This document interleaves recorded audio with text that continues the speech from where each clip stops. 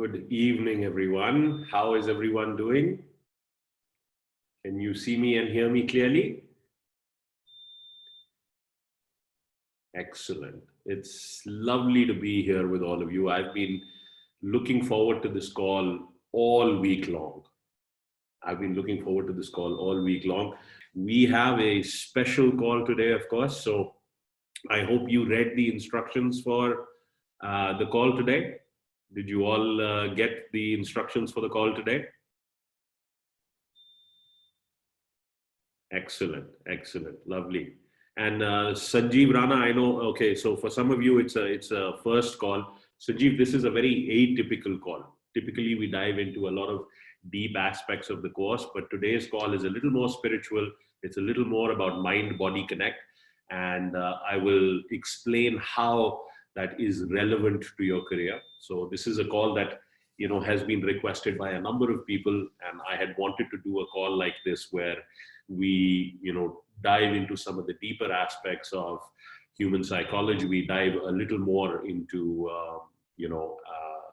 the mind body connect and how the power of your thoughts shapes your reality. So I'm really looking forward to this call.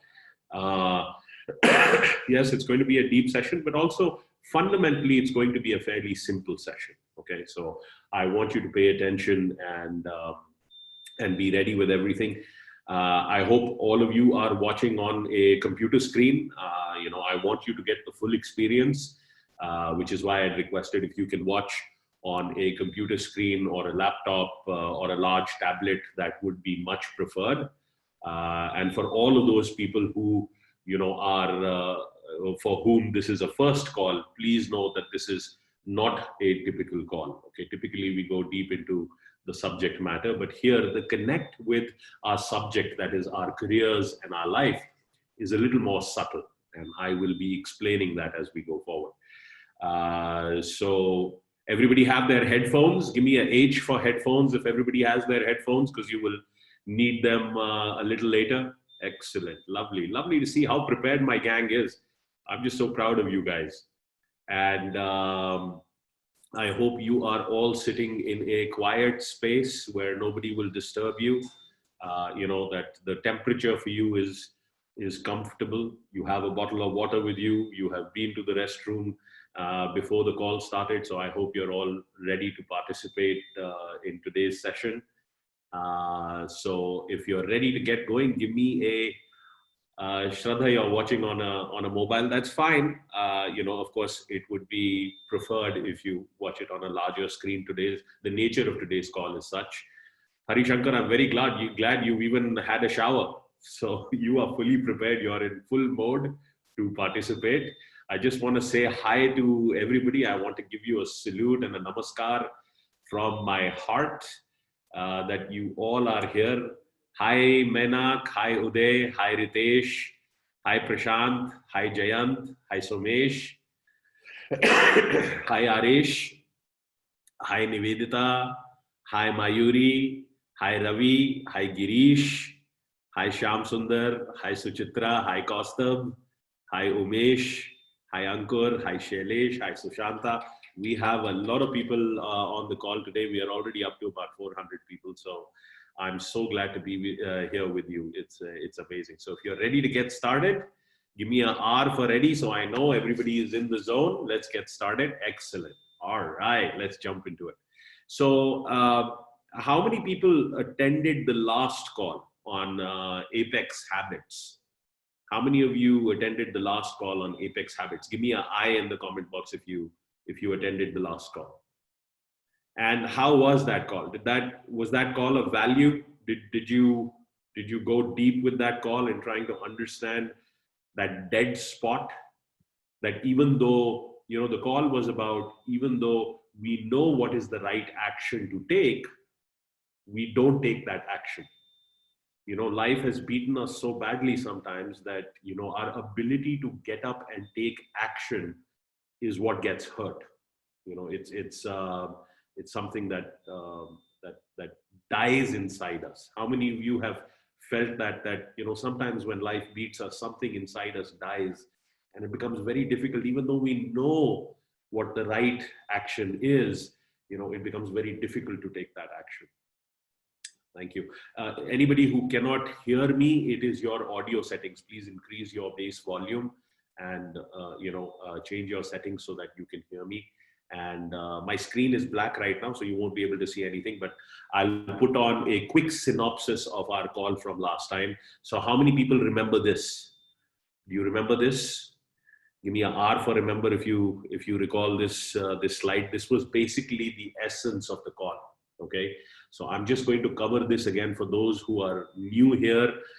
You see, the idea was to understand how to be able to change our lives. Okay, how to take action, because this is a process that is slow. And I'll tell you, a lot of people, they think that when you want to change your life, you have to take huge action. It doesn't start with huge action. The journey of 1,000 steps starts with, the journey of 1,000 miles starts with a simple step. Okay, and it's our ability to only see that first step in front of us that differentiates us and starts us down that road. And a month later, when we look back, we've made some tremendous gains. So let's say you want to create some change in your life, okay, and you will decide a goal, you will decide an outcome that you want to get to. So the outcomes is what you want to get to. Okay, so let's say the outcome or the goal that you decide is, I want to be a thin person, I want to lose weight. That's something that everybody can relate with, right? I want to be healthier, I want to be a slimmer person. So let's say that is the outcome. Then you will then decide on a process, and the process has to deal with what you are going to do, right? So if you want to get into better shape, what do you need to do? Tell me in the comment box. What do you need to do if you want to get into better shape? Yeah, that's right. You have to exercise, you have to do dieting, or you have to eat a better, you have to make better food choices, you have to change your habits, you have to think about this as a marathon. You can't think about this as a sprint. Very importantly, Suhas said, you have to sleep well. That's very important. So you can see how holistic this is. Chandrasekhar is saying you have to make a plan. That's right. You have to do all of these things. You have to rejuvenate yourself, as Shailesh is saying. Absolutely. So you can see, there's a very holistic approach to being able to do that. But you have to understand that you already have an identity. Okay, you already have an identity, and your identity will sabotage your plans.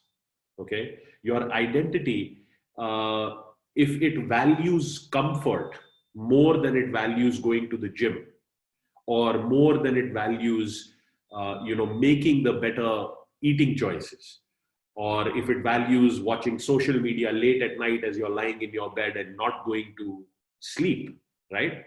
Then that identity, okay, the existing identity will not allow you to follow the process.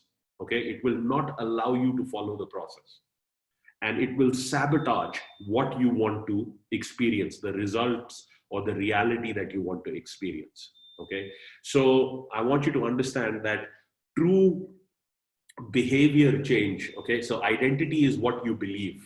Okay, so that is what you believe. So if you believe in comfort more than you believe, if the goal is not important enough to you as you walk that journey, that is what the problem will be. So you have to understand that true behavior change is being able to change your identity, to become that kind of a person. And that is not a process that is massive. That is a very simple process. You have to take one step and get started. That's all you need to do. And let me tell you, if you take that step with me, I will make sure, today's call will make sure I keep you accountable. How many people want to start this process of change and have me as an accountability partner? Give me a A for accountability if you want me as your accountability partner as you start to adopt these things. Excellent, excellent. So I'm proposing a very simple, two-step process. Okay, you have to decide the kind of person that you want to be. Okay, and then you have to start proving it to yourself with small wins. Okay, with small things. Okay. I think the entire room has written in that they want me as an accountability partner. So I'm going to make sure that you stay accountable. How many people so far have had trouble taking action? Give me a T for trouble in the comment box. If you have struggled with taking action, if taking action, taking that first step has been challenging for you, then give me a T in the comment box. Excellent. Again, I think the majority of the, yeah, yeah, I know how that feels, Milind. I know, I can appreciate that. Please know that you have all of my sympathy in this process. Excellent. So if you're struggling with taking action, what I am proposing is a 3-part series of challenges. Okay. We're going to do 3 challenges. Okay. We're going to do 3 challenges. For the first week, the first 7 days, I'm going to put you through a meditation challenge. Okay.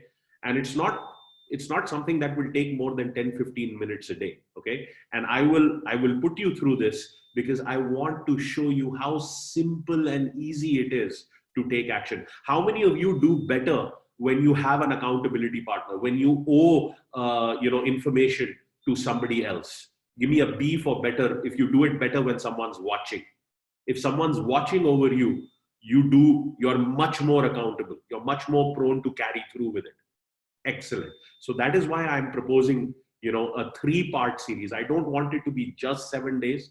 I want you to experience 21 days of accountability to me. Okay. You owe this to me. So how many people want to sign on for this 21-day experience? Give me an I in the comment box if you want to sign on for this 21-day experience. Excellent, excellent. And let me tell you, there's no charge or anything for this. This is part of this because I'm realizing that a lot of people, life can get rough.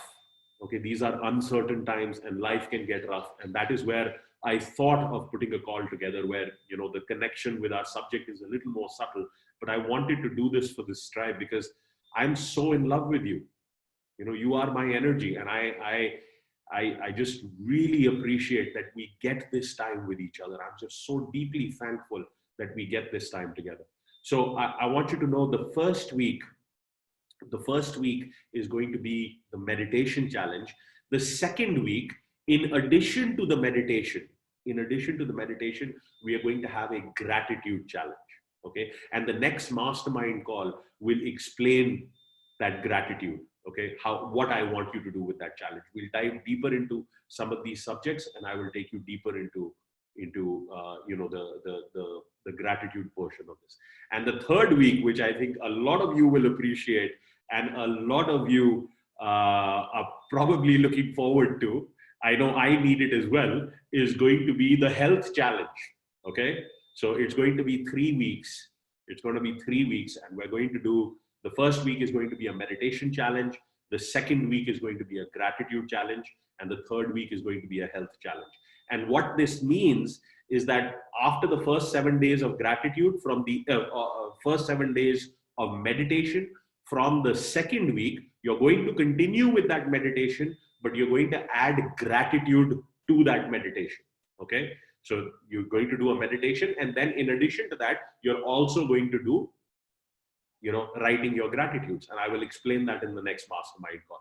And then from the 15th day, you will do meditation plus gratitudes plus health habits. Okay. In addition to that. So this will continue to build. How many of you are excited about this? How many of you, give me an E for excited if this is something you want to do? Excellent. Excellent. I love the participation I'm getting today because I'm telling you, this is what I wanted to see. If you come 5% of the way, I will meet you the other 95%. If you come 5% of the way, I will meet you the other 95% because I'm telling you, the result for us is the finish line. Okay.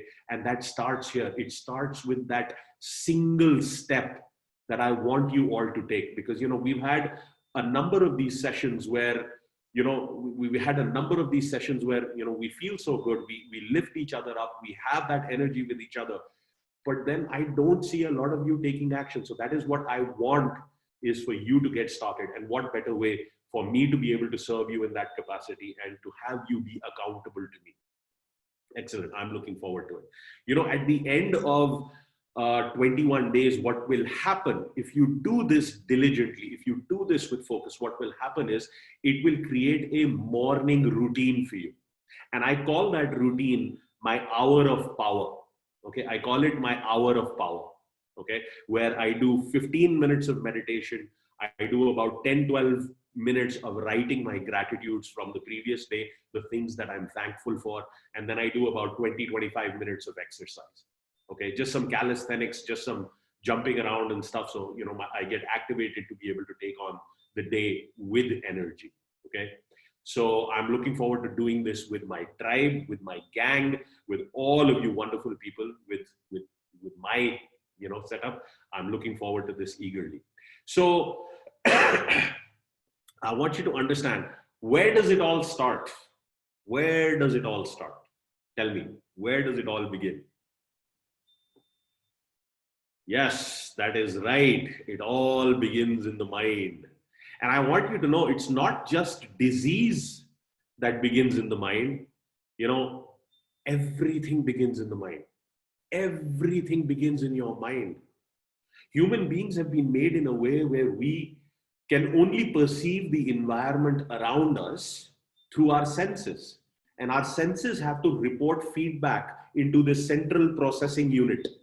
Okay. So when our senses give us feedback, may it be feedback internally from our subconscious, may it be feedback that we're recognizing or feedback that we're not recognizing, or may it be physical feedback, you know, through the external world. It all has to go to the central processing unit. So everything starts in the mind. All sorrow, all joy, all the anger we have ever experienced, all the hatred we may have felt, all the love, all the jealousy, all the pain, all the compassion, the feeling of brotherhood, all the beauty we have experienced, every ounce of happiness and all the pain and hurt that we have been through, it all starts in the mind. Your mind has to give meaning to whatever it is that you are experiencing. Okay. And I want you to understand that your mind is a powerhouse of awesomeness. Okay. Control of your mind is control of your destiny. How many people have heard this statement that Bhagwan ne insan ko apne roop mein banaya? God created man in his image. Have you heard that? If you've heard that, give me an I in the comment box. Thank you. So let me tell you, you are a form of God. That is how noble, pure, and powerful you have. That is the capacity of the human spirit. Okay. I want you to understand God created us in his image or her image. Okay. Your mind is a powerhouse, okay, of awesomeness. And controlling your mind is the key to the universe. Okay. So I'm going to take a very different spin today to this call, and I hope you guys enjoy it. So, you know, when I was a child, when I was small, I used to be amazed at how the human body has this ability to heal. Okay. If you get a cut on your thumb, it heals itself perfectly. It doesn't even leave a mark. How many people have had a paper cut or something on their thumb? Give me a P for paper cut on your thumb if you had a paper cut. It's painful, but it heals. You know, when there's a paper cut, it pains a lot. We can't even use our digit, our thumb or our finger properly at that time. But then, you know, over the course of, let's say, 3, 4, 5 days, it heals to a point where it doesn't even leave a mark. The wound closes, the blood stops coming out, the wound closes, it forms a scab, it starts to heal, skin comes in, you know, and then at some point the scab falls off and it heals perfectly, it heals completely. Now, how something that causes such pain in the moment completely vanishes and leaves no trace at all was something that used to amaze me, okay? And as I grew up, I was just in awe of how the mind has the power, you know, to correct whatever it is that is wrong with us. You know, may it be physical, may it be psychological, may it be spiritual, may it be emotional, may it be related to energy. You know, the body's capacity the mind's capacity to heal, is not something that has been promoted in the last 300 years of modern thought. Okay, please hear me clearly. This is not something that has been promoted in the last 300 years of modern thought. Everything has become commercialized. Everything is an industry. And what the industry aims to cure is what they are causing in the first place. How many people understand what I've just said? What the industry aims to cure is what it is causing in the first place. Give me an eye if you understand that. Absolutely. So, you take medicine, and when you take that medicine has some side effects. It's like a vicious cycle that it keeps you in. Okay.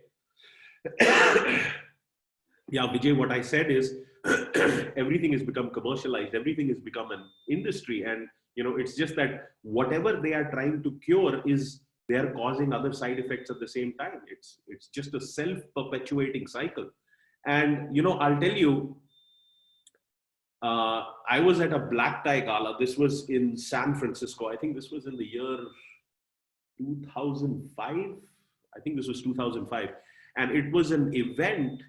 It was a black tie event. You get to wear the nice tuxedo and you get to wear the black bow tie and you go out, and it's a lovely evening of hors d'oeuvres and nice champagne and wine. And everybody has to pay a lot of money to attend such an event. All of that money goes to charity. All of that money goes to and in this particular case, it was to fund cancer research. So, I was sitting there. It was a lovely evening. I think it cost like $2,500 for per person to attend. And there was a couple, a friend of mine, who had bought these tickets, and they said that they are not able to go. So would I like to go? So I was very happy to take the tickets, from them. They were saying that please go and attend this because we're not going to be able to go. So I went to this gala with a friend of mine, and we both had a lovely evening. And, people got up, survivors got up on the stage, and story after story was of people who went on to survive, but none of those people should have survived. Most of those people were stage 4 cancer. Okay.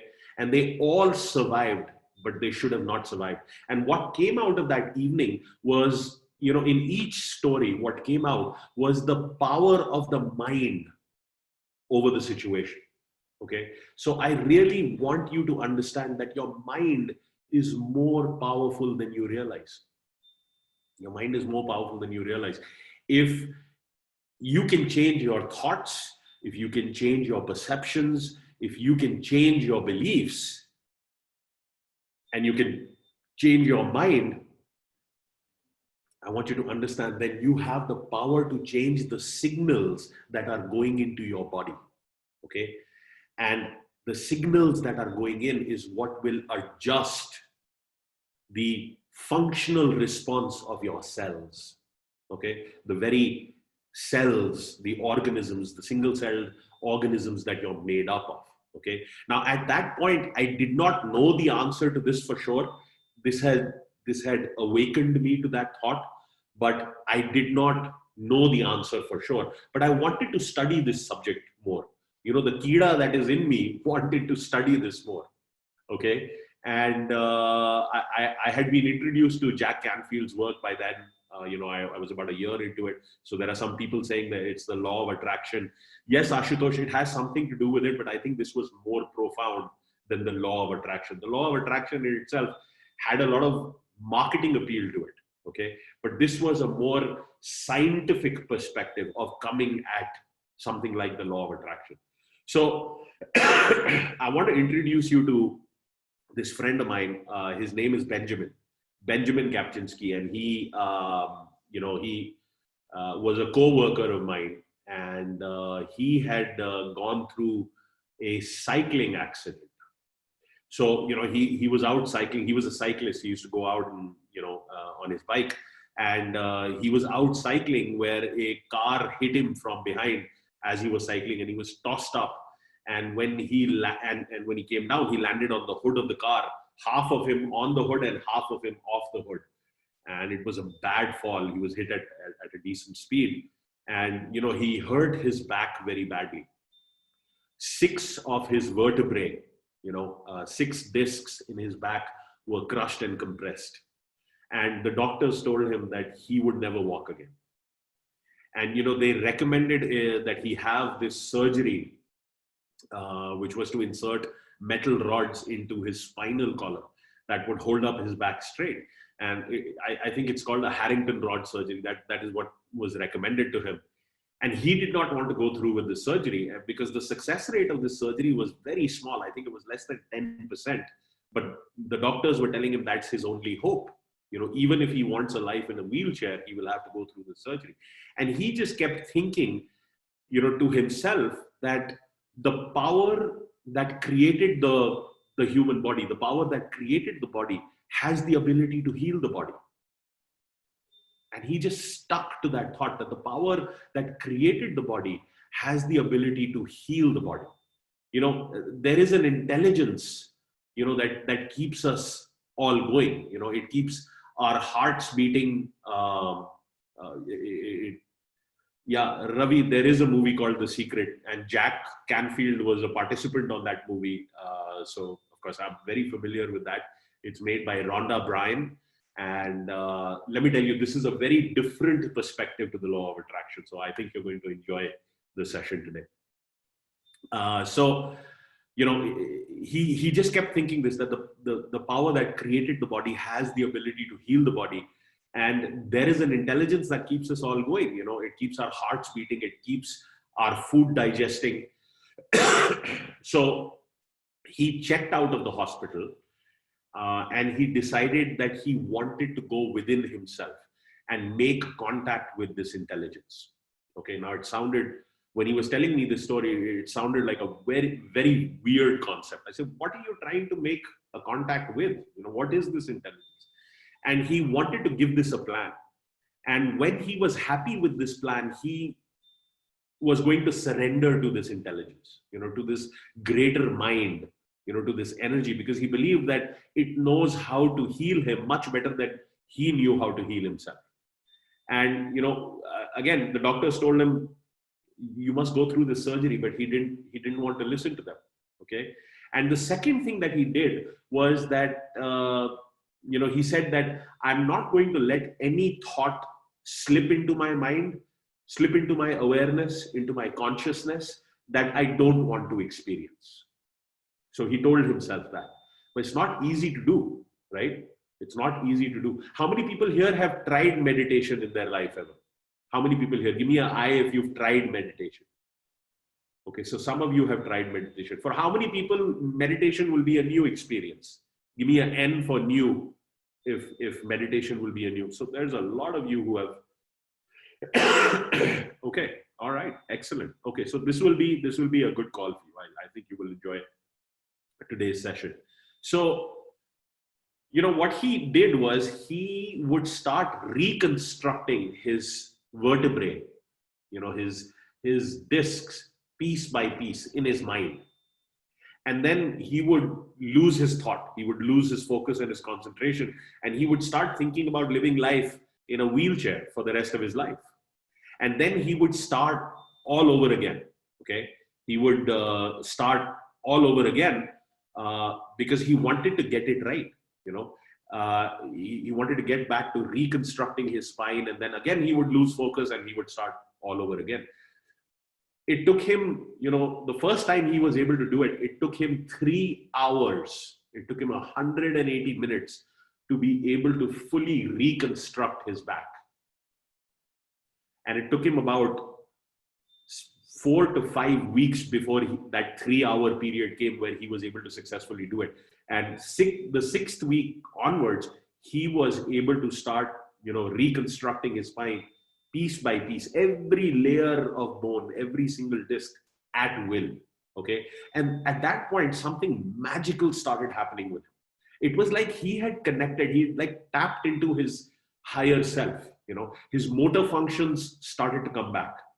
And, slowly the tingling sensation that he used to feel at the tips of his fingers, that started to disappear. By the end of 10 weeks, he was back standing. By the end of 10 weeks, he was standing up like a normal, healthy human being on his own 2 feet. And by 12 weeks, he was riding a bicycle again. And I was just, when I heard his story, I was just amazed. I said, wow, for somebody who had absolutely, the doctors had said, there is no way that, this is possible. And he went on to do things like this. So it was just amazing to see. Was this a one-off case? It just made me think. But I realized that, your mind is much more powerful than you give it credit for. Okay. The mind, there is something to this. Okay. There is something to this. And even the organs that we are told that cannot heal, like your heart tissue, your brain tissue, okay, your lungs, okay, your pancreas, your prostate, breast tissue, okay, even all of that can heal. Okay, it can heal, but only under the right conditions. Only under the right conditions. So it is very important to understand what are the right conditions. Okay, what are the right conditions? What is the right environment, right? And see, pardon me, I've got a little bit of a cough going. In fact, 3 days ago, I had done some traveling to Delhi. So I had gone to Delhi and I came back, and I was staying at my other residence here in Chennai, and because I didn't know what I had, and I didn't want to expose my family. So I had a COVID test done, and thankfully I was negative. So I don't have it. So that is where I was able to go home, but it's just like a ordinary cold that I have. So please pardon me if I'm coughing a little bit today. Thank you very much. I appreciate that. Thank you. And so the question here is, what are the right conditions, right? And I can tell you, part of those conditions are environmental. Okay, part of those conditions are environmental. It's the air we breathe, it's the water we drink, and it's the food we eat. We owe something to this planet. A few weeks ago, I talked about this book called Ishmael. How many of you remember that? Give me an I in the comment box if you remember me mentioning that book, Ishmael. I'm telling you guys, if you haven't read it, please read the book. Please read the book, because that book is chasing the answer, how should man live? Okay, how should man live? The name of the book is Ishmael, Ishmael, and it is written by this author called Daniel Quinn. Okay, so if you have not read the book, it's an amazing read. I read it once a year or once every couple of years at least. Okay, so, and it's got a lot to do with this, how we treat the planet, how we live our lives, and how under the name of progress we've gone on to mess up everything. Okay, yeah, I'll just put it here in the comment box. It's called Ishmael by Daniel Quinn. That's the name of the book. Ishmael the author's name is Daniel Quinn. So if you've not read that book, please read the book. So the question became, what is the right environment? Okay, what is the right environment? And part of it is environmental. So it is all of the environmental factors, the air we breathe, the water that we drink, what we put into our bodies as food. And part of that answer is chemical. Okay, what are the supplements that we eat? The hormones and the enzymes that our body produces. How many of you remember Dadi Ma ke nuskhe? The home remedies. Give me an R for remedies if you remember that. So you're feeling bloated, have some buttermilk with some ginger. There used to be all these little nuskhas, these little remedies that used to come from, the knowledge of our ancestors, that if you do this, that, it will take that away in a natural way. Food, after all, is medicine, right? Food is a form of medicine.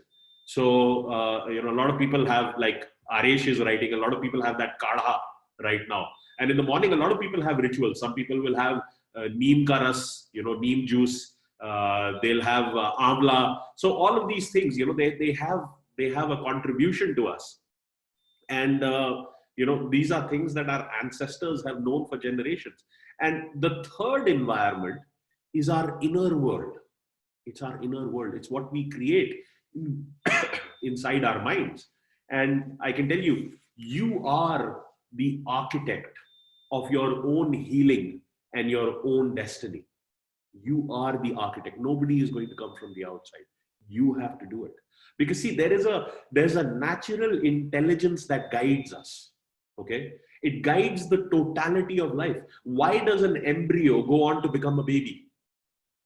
There's nobody inside the womb creating another arm, creating another leg, determining the sex, attaching the umbilical cord to the navel of the baby. This all happens automatically, right? There's a natural intelligence that guides us. Or why does an oak tree come from a little acorn? A small little acorn turns into a mighty oak tree. There's a natural intelligence.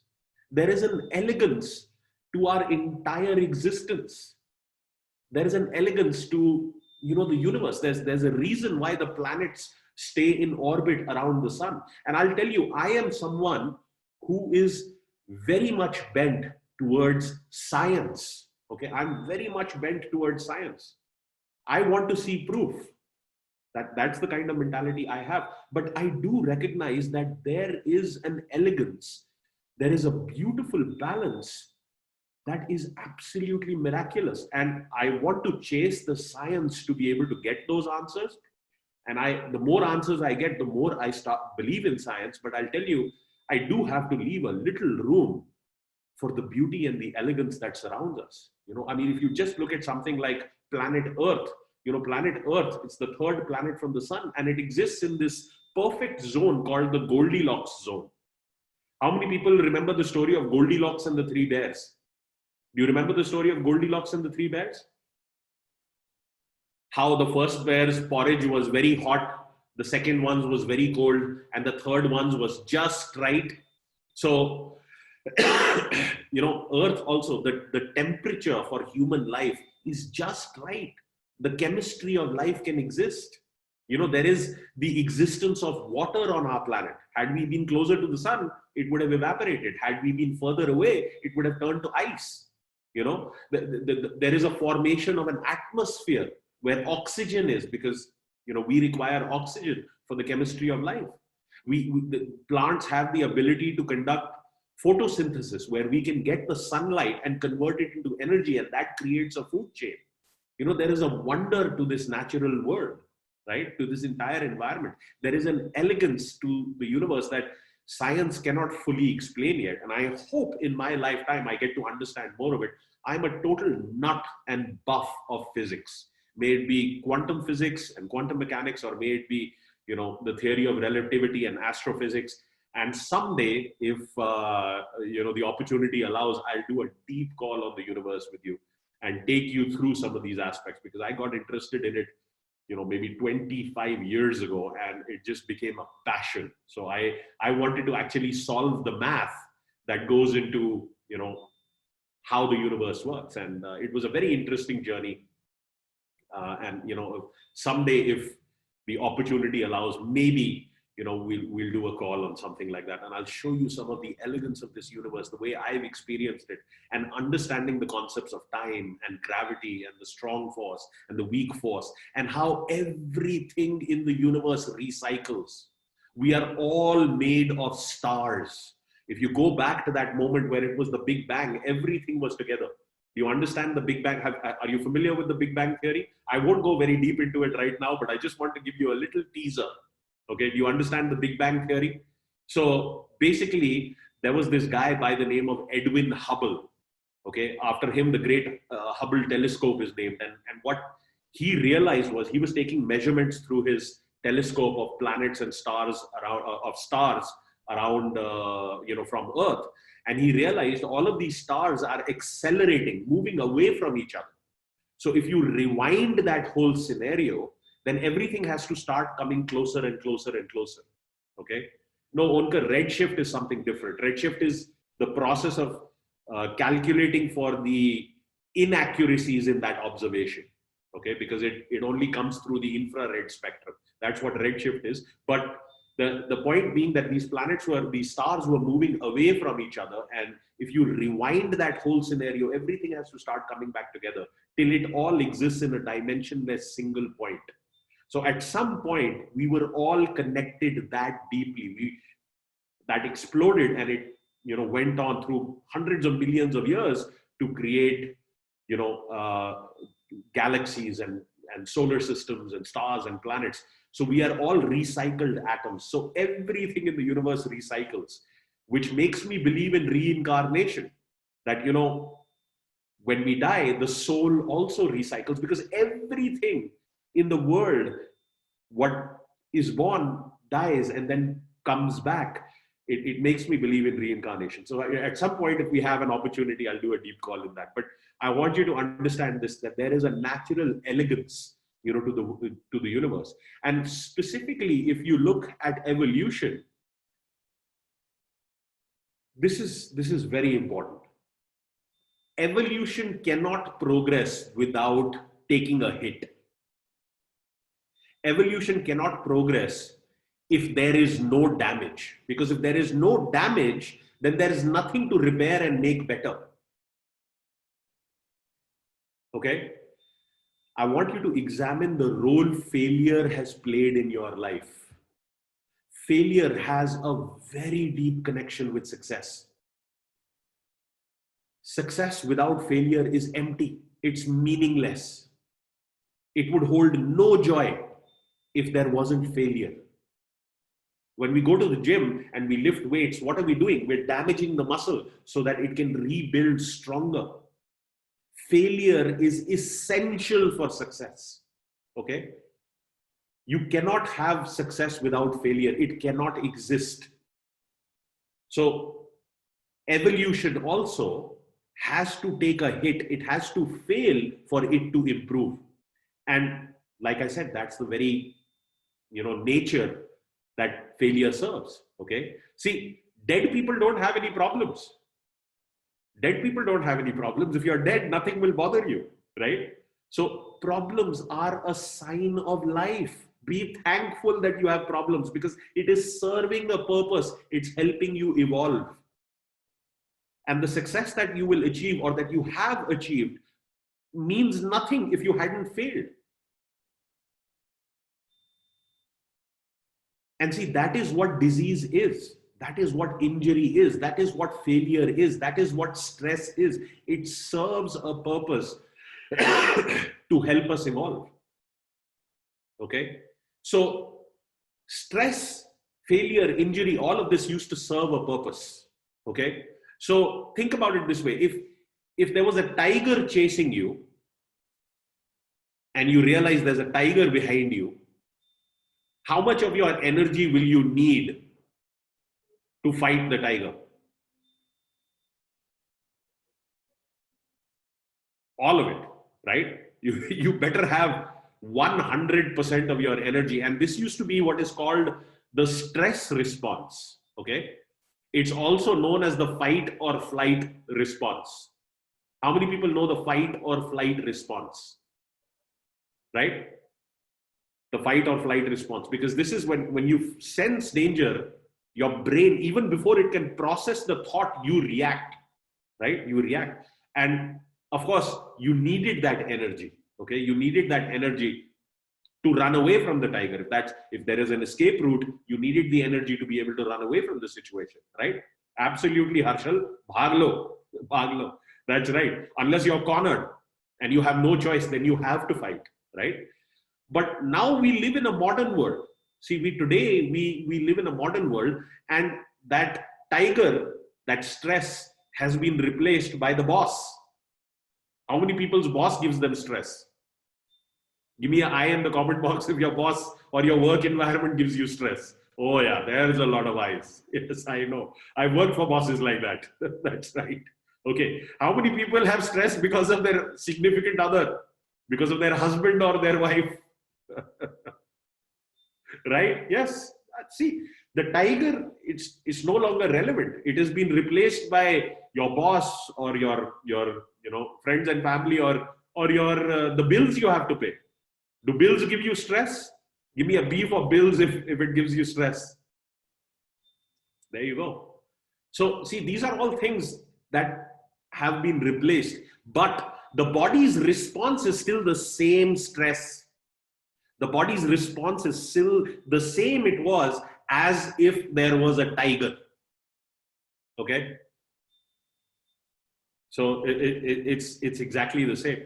Now, there are types of stress. Okay, there are types of stress. Of course, there's physical stress. So this would be like something like, if you fell down or you got injured, you broke a bone or you had an accident, that would be physical stress. Okay, and then there's chemical stress, right? This is the viruses, this is the bacteria, this is the hangover that you experience after a night of maybe having one too many drinks, right? Or the allergens. Some people have allergies. Summer comes, the pollen in the air increases and you get an allergy. Okay, so there's physical stress and there's chemical stress. And there's also emotional stress. This could be the loss that you have experienced. It could be a tragedy that happened with you. Maybe you lost your job. People who lose out on something experience this. It could be the financial struggle that somebody may be experiencing. It could be all of this is causing a certain amount of anxiety. It's causing a certain amount of depression. Okay, and all of this hits your body to go out of balance. Okay, this hits your body to go out of balance.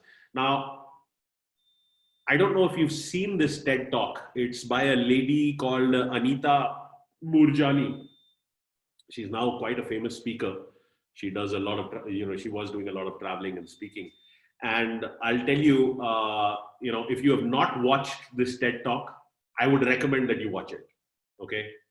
Yes, Somesh, that's right. This is, if you've not watched it, watch it, because I can tell you, see her in a nutshell. Her story was February 2nd in 2006 should have been the last day of her life. She had lymphoma, which is a form of cancer, and she fought it for 4 years. And it started with a little lump on her neck, okay? And it grew into a very severe case. I mean, she had tumors from the base of her skull to, all over her neck, on her chest, down into her abdomen. And some of these tumors were the size of oranges, okay? So it was a very severe case of lymphoma. And it got so bad, she got so ill and so weak that her organs started to shut down one by one. And she went into a coma. And in her coma, her family was told that these are her final hours, that she's not going to live.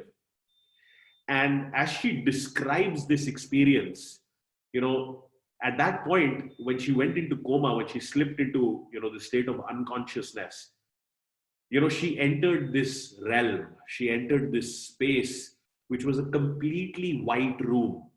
Okay. There were no windows, there was no corners, nothing. It was just a completely white room. Okay. And in that room, she saw her father. Okay. Now it's important to understand that she had had a very disturbing relationship with her father. She always felt that she could never be the kind of daughter that her father wanted or that he deserved. And it was something that she had carried in her mind since being a small child. How many people can relate with this? Give me an R for relate. If you have some regret, some disappointment that you still carry with you today. Thank you so much for your honesty. Thank you so much. See, it's not healthy doing this to yourself, okay? And it was in that cornerless, windowless, white room that she had entered, in her coma, that she saw herself sitting across from her father. And when she looked at him, she saw how there was so much compassion in her father's eyes. There was so much love in her father's eyes. How they were forgiving each other. She experienced that in that state. How there was no judgment. There was only love. Her father was telling her, "You've been the perfect daughter. I love you just the way you are." And that experience allowed her to reach a place of such clarity, you know. And in that state of clarity, she understood why she got the cancer. It was a place of such clarity. She understood how in her life, every decision and every choice that she had made up until that point, she had made from a place of fear. And now that she knew this truth, she realized that if she chose to go back to her body, that she would heal. And that is where she felt herself making that choice and coming back into her body, coming out of coma. When the doctors had said these are her final hours, she's not going to live. And within 1 week, the doctors were amazed to see that her tumors were dissolving.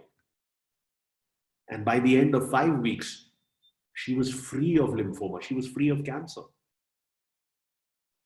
And the doctors let her go home and live her life. I recommend, if you have not watched this TED Talk, watch it. How many of you watch TED Talks regularly? How many of you watch TED Talks regularly? If you do, let me tell you guys, this is a beautiful world we live in. There is so much, and this is one of the habits of apex players. You know, this is one of the key habits is keep a lifelong relationship with learning. It's very important that you keep this on. One of the habits of the top CEOs in the world is they read for an hour every day. I'll tell you, my life changed. There was something that happened with me. When I first got a job, I don't know if I've told you this. When I first got a job, I saved money to buy a television. Okay, that was one of the first things that I bought. I bought a television. At that time, there used to be this flat screen TV. It wasn't a flat TV. It still used to be a box, but the screen was flat, and it was called a Sony Vega. And it was a 27-inch TV that I bought. I bought that TV with, I had to save for 3 months before I bought that TV. And then the first time I moved, because I would move every 6 months to a year, the first time I moved, the movers broke the TV. So I collected the insurance, but I was traveling so much by that point that I never bought a TV again. And I started reading, and I was reading 3 to 4 books a week. And that habit stayed with me for 20 years. So, 52 weeks in a year, let's say 200 books a year, 20 years. Okay, that's a lot of books. That's 4,000 plus books. So I can tell you that this is something that has served me very well. The next time I bought a TV is when I got married, because my wife wanted a TV. So there was no Kindle at that time, Rahul. There was no Kindle at that time. Anyway, so if you've not watched this TED Talk, watch it. And this example was a very powerful example of what is possible. And again, it made me think, is this a one-off? Is this a coincidence? Okay. Or is this worth studying? And that is where I went. I was walking around a bookstore, and I saw this book called Radical Remissions. Okay. And this was a few years later. I went to St. Columbus School in New Delhi, so I'm a Columban. And one of the alumni of our school is a guy called Siddharth Mukherjee. And Siddharth Mukherjee is a doctor in the US now, and he's the gentleman who got the Pulitzer Prize. Okay, he got the Pulitzer Prize for this book that he wrote called The Emperor of Maladies. So when he won the Pulitzer Prize, the Old Columbans Association sent out, this huge invite that we're going to have a dinner in honor of Siddharth. And I went and attended that. Of course, Siddharth was not there, but I went to the school. It's always nice to go back to such an event and attend it. And we had a nice dinner, and we celebrated the fact that an Old Columban has received such a prestigious award. And over there, a lot of people were talking about this, and somebody referred me to this book called Radical Remissions. So that is where I picked up this book, and then I read it. And this lady, Kelly Turner, she has studied every type of autoimmune disease out there. Okay, from the rarest forms of autoimmune diseases to the most common. Okay, from stage 1 to stage 4 of things like leukemia. And she's conducted more than 1,500 interviews of people who survived the worst cancers. And in all of those 1,500 cases of the worst, of cases, she found that there were 75 behaviors that had been followed by these people. And of course, you can't follow 75 behaviors. That's a lot of behaviors. But what she realized was that all people, everyone, had 9 behaviors in common. 9 behaviors were common to everybody who had survived this. Okay? They were common. And these were radical behaviors. So there were people who, these 9 behaviors, the first one was people changed their diet radically. They went to a close to raw diet, fruits and vegetables, and, just keeping their body alkaline was very important. So they went to a very, very simple, clean eating diet. They took control of their health habits. So if they're consuming tobacco and, kheni and gutka and all of that, they stopped that. They started following their intuition more. They started following what felt right to them. You know yourself better than any doctor. Okay? They started using herbs and supplements, all of those natural cures, the multivitamin tablet. They started doing things like this. And a very critical thing that she writes about in the book is releasing suppressed emotions, releasing all of that junk and baggage that we carry in our mind. See, your mind is like a hard drive, but you never defrag it. You never take it through defragmentation. It just accumulates and accumulates and accumulates junk over its entire life. You never defrag it. Why does it become inefficient? Why do all of the systems of the body age and become inefficient? Now, of course, there's some natural wear and tear that happens because of aging, but if you don't take time to care for where you live, then who else will? And they started to increase their positive emotions. Okay? And that is something that we'll do on the next call, where we talk about gratitude and what fundamentally gratitude does to the human mind. We'll talk about it over our next call.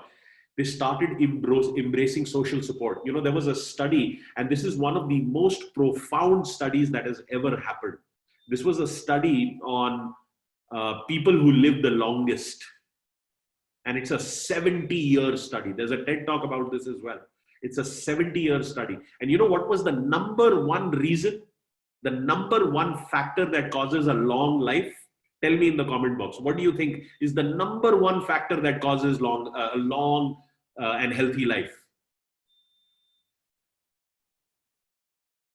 No, Ashutosh, it's not happiness. No. Stress-free life, yeah, of course. I mean, that would be nice, but what does that mean? Positive thinking, no. Some of you are hinting at the right answer. A couple of you, your answers are... I'm trying to scan through the comments to see if somebody's got it. Okay, how many people remember this? What is the number one reason that people quit their job? What is the number one reason people quit their job? I talk about this in the webinar. Yeah. So the number one reason people quit their job is because of bad relationships at work with your boss and your colleagues. Okay. The number one reason that people live a long life is where they have loving relationships. So next time your wife or your husband tells you to do something, don't get irritated. They are helping you live a long life. Think of it like that. When we have loving relationships where we express ourselves in that manner, that I care for you, you are important to me. Yes, my daily routine is important to me. My work is important to me. All of that is important to me. But I will do this for you because you are my husband, or you're my wife, or you're my child, or you're my parent. Don't get irritated with them. Know this. The number one reason for living a long life a happy, healthy life is amazing relationships.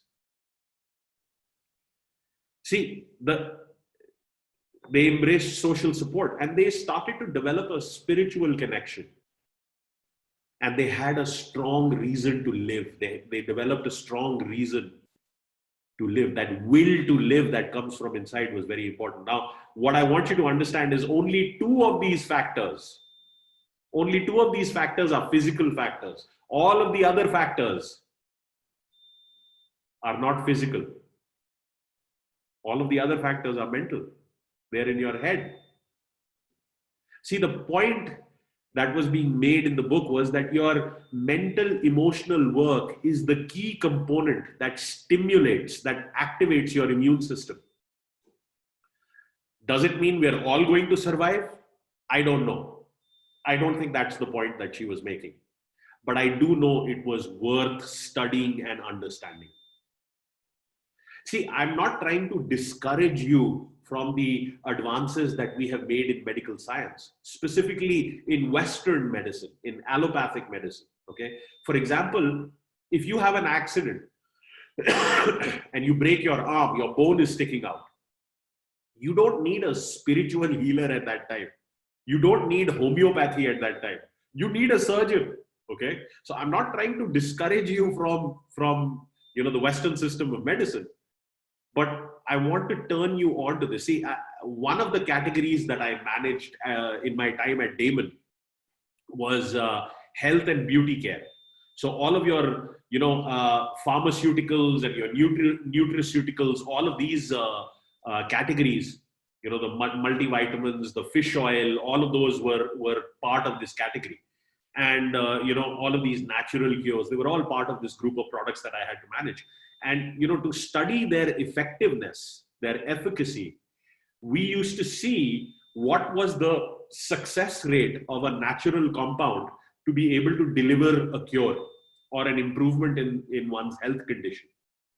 And, we used to give this test drug, if you specifically look at how drugs are tested, you give the drug, the actual compound, to a population. Let's say you give it to 100 people.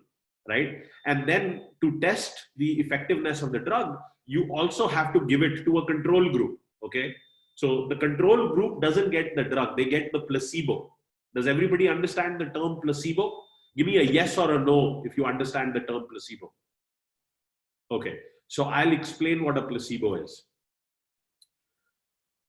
A placebo is you being given a pill that does not have the active compound. Okay, it's not medicine. It could be sugar.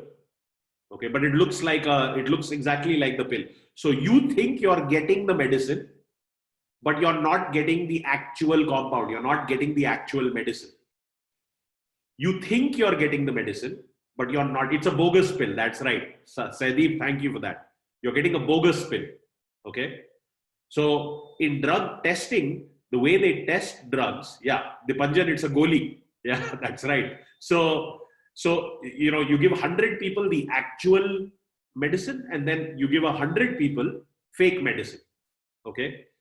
And what used to surprise me as I used to look at these trials, the results of these trials, what used to surprise me is that both groups, depending on the drug, would achieve a very similar rate of success. They both would produce 40% or 50% or 60% or 70% or more of improvements in the condition. And that just used to amaze me. See, 85% of the drugs that go through testing, they don't make it to the market because of this reason, right? There was a difference between how the actual compound cured people and the people who thought they were being given the drug. Okay, that was just amazing. And when you experience this closely being in the business, it really awakens you to the power of the human mind. So, if the same number of people are, get better when they think that they are getting the same treatment, then is it the sugar pill? Is it the fake medicine that is doing the work, the magic? Because that fake pill doesn't have the active compound. Or is it the power of the mind? The inborn capacity of the human body? That was an amazing question to look at, especially from this perspective. It was mind boggling to me that, this is possible. And that is where I said, what is the choice that you are making? What is the choice that you are making? Are you getting bitter or are you getting better? Because see, I want you to understand, positive thinking is powerful, but guess what? Negative thinking is equally powerful. Positive thinking has its benefits, but negative thinking is equally powerful. So the choice that you are making is very critical. Because see, you are not a statistic, you're not just a number. Okay? You're not just a number. I want you to understand this. Okay? So, see, the reason today I'm using medicine and disease is because it's a very powerful example. It communicates this entire concept very clearly. So, you go to the doctor and you receive a diagnosis. Okay? Now, when people receive a diagnosis, they either feel fear or they feel sadness. Right? Somebody, you go to the doctor or someone goes to the doctor and they say, okay, you have this disease. Now, the diagnosis is an actuality. They did some test and they confirmed that you actually have this problem. Okay? It's based in medical logic and it's a confirmed fact. Okay? So the diagnosis is something that you have to deal with. But the prognosis, you don't have to accept that. Okay? How many people know the difference between the diagnosis and the prognosis? Give me a yes or a no if you know the difference between a diagnosis and a prognosis. Okay. So a diagnosis is the actual confirmed fact, but a prognosis is the opinion, is the perception of that fact. So when a doctor says you have stage 4 cancer, you have only 3 months to live. When he says you have stage 4 cancer, that's the diagnosis. But when he says you have only 3 months to live, that's a prognosis. That is his opinion given your condition. It is his prediction. It is his perception. Okay? It's based in opinion. It is not a confirmed fact. See, I want you to understand, someone is going to beat the odds. So when they say, okay, you have less than a 10% chance of living, okay? Somebody is going to be in that 10%, right? Somebody is going to be. So why can that person not be you? Somebody is going to be in that 10%. Why can that person not be you? So diagnosis, yes, your mind has to deal with, but you don't have to accept the prognosis. When I talked about my friend Ben, what did he do? He accepted the diagnosis that he has broken his back. Did he accept the prognosis? He didn't accept the prognosis. He said, no, I don't want that surgery. The power that created the body has the ability to heal the body. But if you want to beat those odds, you will have to get past and master your emotions. You'll have to deal with all of those major changes. See, what you believe or what you're thinking right now is either telling your immune system to go into fight or flight mode, or it is telling your immune system to go into rest and repair mode. And this is a choice that you make. This is a choice that you make. That is the conversation that you are having in your head with your own self. Is this valuable? Are you learning something? Give me a V for valuable if this is connecting with you today. Thank you. See, I want you to understand that this is in your control. Okay? The power of a thought is almost everything. If you knew the way I know the power of a thought, you would never have a bad thought. You would never ever have a bad thought. You would train your mind to that degree. See, remember when in the masterclass, in the webinar, I talk about there is a gap between the event and the response. How many people remember that formula? E plus R equals O. Give me a R for remember if you remember that. Event plus response equals O. So the event is not in your control. The response is in your control. But let me tell you, there is a little bit of time you have between the event and the response. And that is your time to choose. Are you going to get better or are you going to get bitter? And mature people understand that in that gap of time, you have to make the choice. If you complain and you victimize yourself, you're not going to go anywhere. Your environment, the environment you create in your head is very, very critical. So let me give you this in another example. Let me give you another way. See, when stem cells testing started, how many people know what are stem cells? STEM. Give me a yes or a no if you know what are stem cells. Okay, so most of you know what are stem cells, right? Stem cells are those cells that have the ability to self-replicate the DNA, right? They are the most powerful form of cells within the human body. Yeah, pluripotent. Yes, very well said, Vijay Lakshmi. It's pluripotent. That's right, absolutely. So now in 1968, there was a very important experiment where they were looking into stem cell research. And what they did was they took these stem cells and they segregated them into 3 separate dishes. You know, the Petri dish, they put it into 3 separate dishes, okay? And into each dish, they put a different culture medium, okay? A culture medium is the environment that they put the stem cell into. Are you clear about this? Have you understood this? So it was the same stem cells. They divided it into 3 groups: Group A, Group B, and Group C. Okay. If you've understood this, give me a U for understood.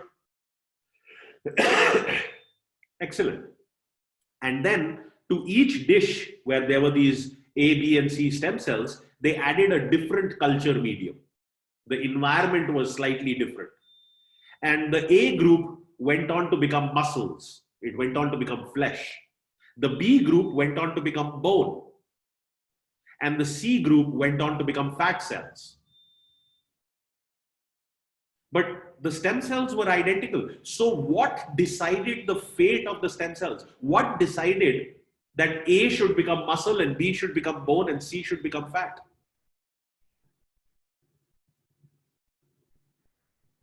See, the nature of biology is simple. An organism will adapt to its environment. So the point I'm trying to make is the environment decides what you become. So, for example, your heart cells or your kidney cells, they will adapt to the environment. But your heart cells or your kidney cells are not in contact with the environment, right? Your heart cells will receive information from your nervous system, from your consciousness.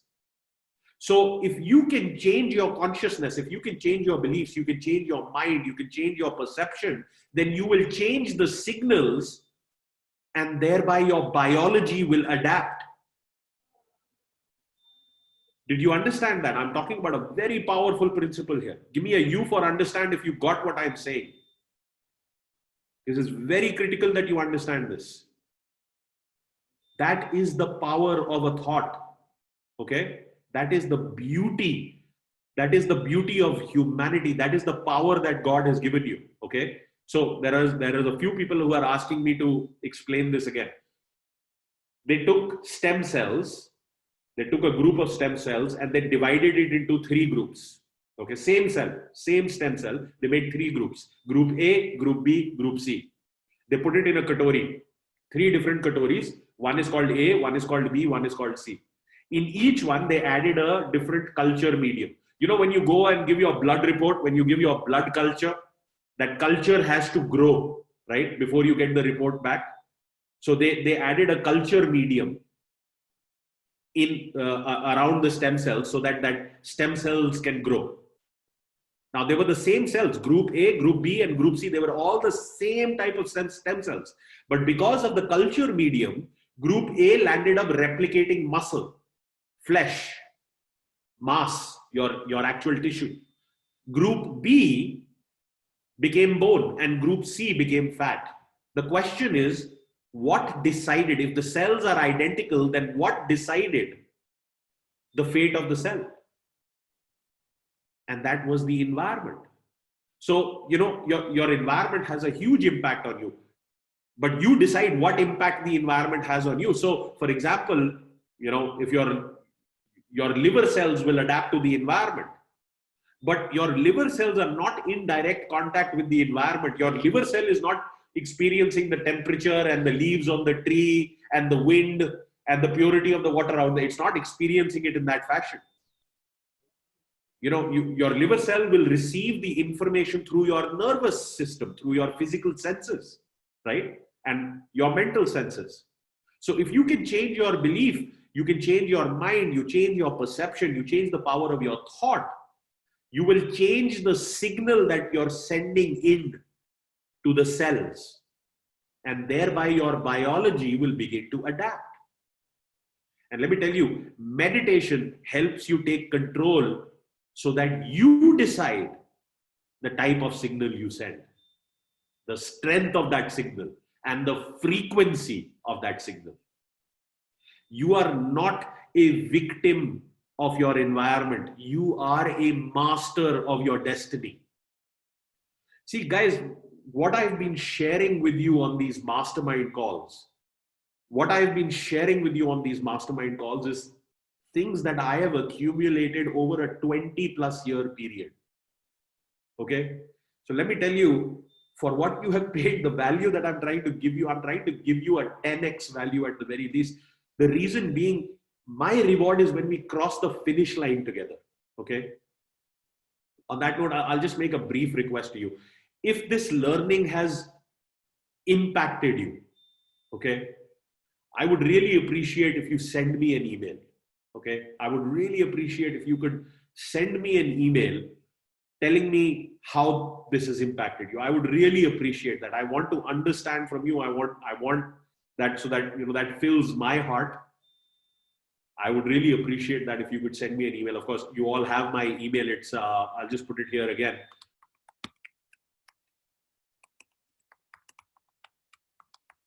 And you can call it testimonial if you want.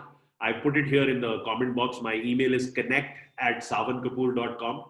So if this has impacted you in any way, I would really appreciate to hear from you. I would be grateful for that. Thank you very much. Thank you so much. I really appreciate that. Now, I want you to understand, you're not a victim of your environment. You are the architect. You are the master of your destiny. Okay. So please understand, the first 7 years of life are very important. How many of you are not parents? Give me an NP if you are not a parent yet. Okay, so there's a few of you who are not parents yet. How many of you are parents? Give me a P for parent if you are a parent. I can tell you the overwhelming majority of the room are parents. Some are expecting, some are parents. Okay. How many of you have children below 7 years of age? Give me a B for below if your children are below 7 years of age. Wow. Wow. There's a lot of you who have young children. Wow. Okay. So guys, I can tell you this first 7 years is very important. A healthy home is critical, absolutely critical. You are learning the fundamentals of how to deal with emotions. This stuff is never taught in schools or colleges. It will never come at the hands of somebody else. Largely, it comes at the hands of parents. So if you're exposed to somebody who can teach you through their own behavior how to deal with emotions in a healthy way, it's very important. But let me tell you, it happens very rarely. It happens very rarely. In fact, in a lot of homes and a lot of the kind of work that I do, I'm a career coach. But I have to go back into people's childhoods and help them remove limiting beliefs. Because what happens is, they've seen alcoholism, they've seen their mother being hit, they've seen conflict, They've seen yelling and fighting. They've seen mental trauma. And a child doesn't have the tools to be able to deal with this. Children don't have that capacity. So please, if you have children at home, I'm putting this into your awareness. Giving them a healthy environment is critical, because you are fracturing their mind. Please make sure, if you have kids at home, please make sure that you maintain the sanctity of your home. Okay? Because what this does is horrible. What this will create is a monster. It will create unresolved emotions. The memories will not be formed fully. And it'll open these files and folders in their head that they will not know how to process. Because see, we end up seeing ourselves in the world as if we're still that little child in that environment of conflict, in that environment of trauma and stress.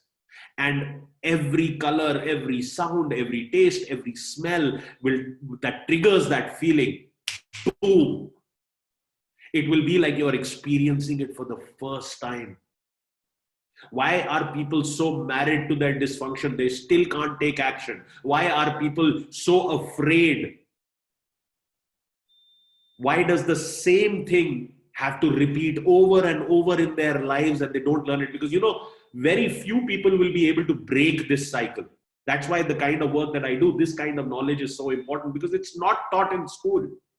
And for people who finally do break it, it's a 30-year journey. So either give your children a good first 7 years, or pray to God that in the next 30 years, they are able to overcome all of these problems, that life gives them an experience where they are able to overcome all of this. Because let me tell you, this is very hard to beat. These psychological scars are near impossible to beat. See, you can attempt to outrun your subconscious mind, but you cannot. Just the way you cannot outrun your shadow.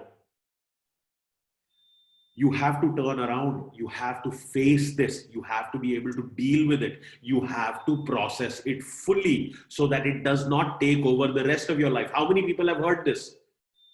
What has happened in the past, you will have to leave behind, because otherwise it will take over your future. Why do I tell you to heal? Why do I tell you to forgive?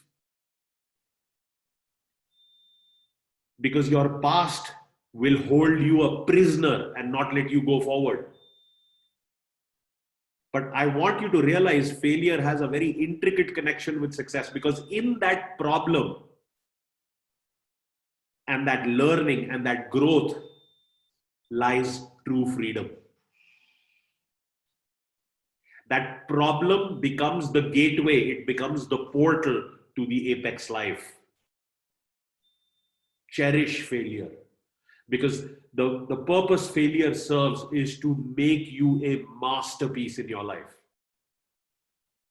All that stress, all that failure and injury, all it is trying to do is it is trying to wake you up, and the lesson will not leave you till it has taught you what you need to learn. To appreciate light, you have to know darkness. See, if we never knew the concept of light, and if everything was always dark, if we were all blind and we only felt each other's faces to understand what the other person feels like, then how would it be? Because light helps us overcome darkness is why we appreciate light. But for light to have its value, we have to know what it feels like to be in the dark. There's a very beautiful and deep connection between failure and success. And see, I want you to understand, how do all of these problems accumulate? How does a disease or stress, everything come to be? The first stage is it starts to accumulate. Okay, it starts to accumulate slowly.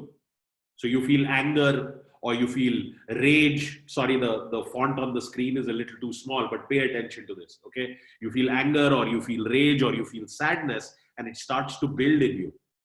And then the next stage is you start to get aggravated. That will cause some kind of acidity or heartburn. And you will feel the symptoms, but you will treat only those symptoms. So what happens when you get heartburn? You take Eno or you take Digene, right? You take Gelusil, right? You treat the symptoms. You don't treat the imbalance, you treat the symptoms. And then if you only keep treating the symptoms, it will start to become chronic. Means it will start to become frequent. From once per month, it will go to once per week, to twice per week, to thrice per week. And then you'll need even more medicine because your body will start to build an immunity. You'll need a larger dose. How many people have experienced that? Give me an E for experience. If you have some knowledge of this, if you've experienced this in your own life. That's right. And then it starts to become localized. It'll find the weak spots in your body. A lot of people have jodon ka dard, joint pain. A lot of people have chronic heartburn. Their gut gets compromised. People get severe lower back problems. It's becoming localized. It's finding your weak spot. Bowel problems, migraines. And that is where it comes into its form and becomes a disease. It becomes a confirmed diagnosis. It's a lifestyle related illness. It requires management. For example, something like arthritis. Because you cured the symptoms, you didn't pay attention to the imbalance underneath. And that is where the disease starts to become diversified. It will mutate. It will change the localized place where it has affected you. So the arthritis will become rheumatoid arthritis. Your fingers and bones will start to become disfigured. So I want you to understand, if you want to prevent the disease, simply prevent the accumulation. And where do you accumulate the most junk? Tell me, where do you accumulate the most junk? In the mind, right here.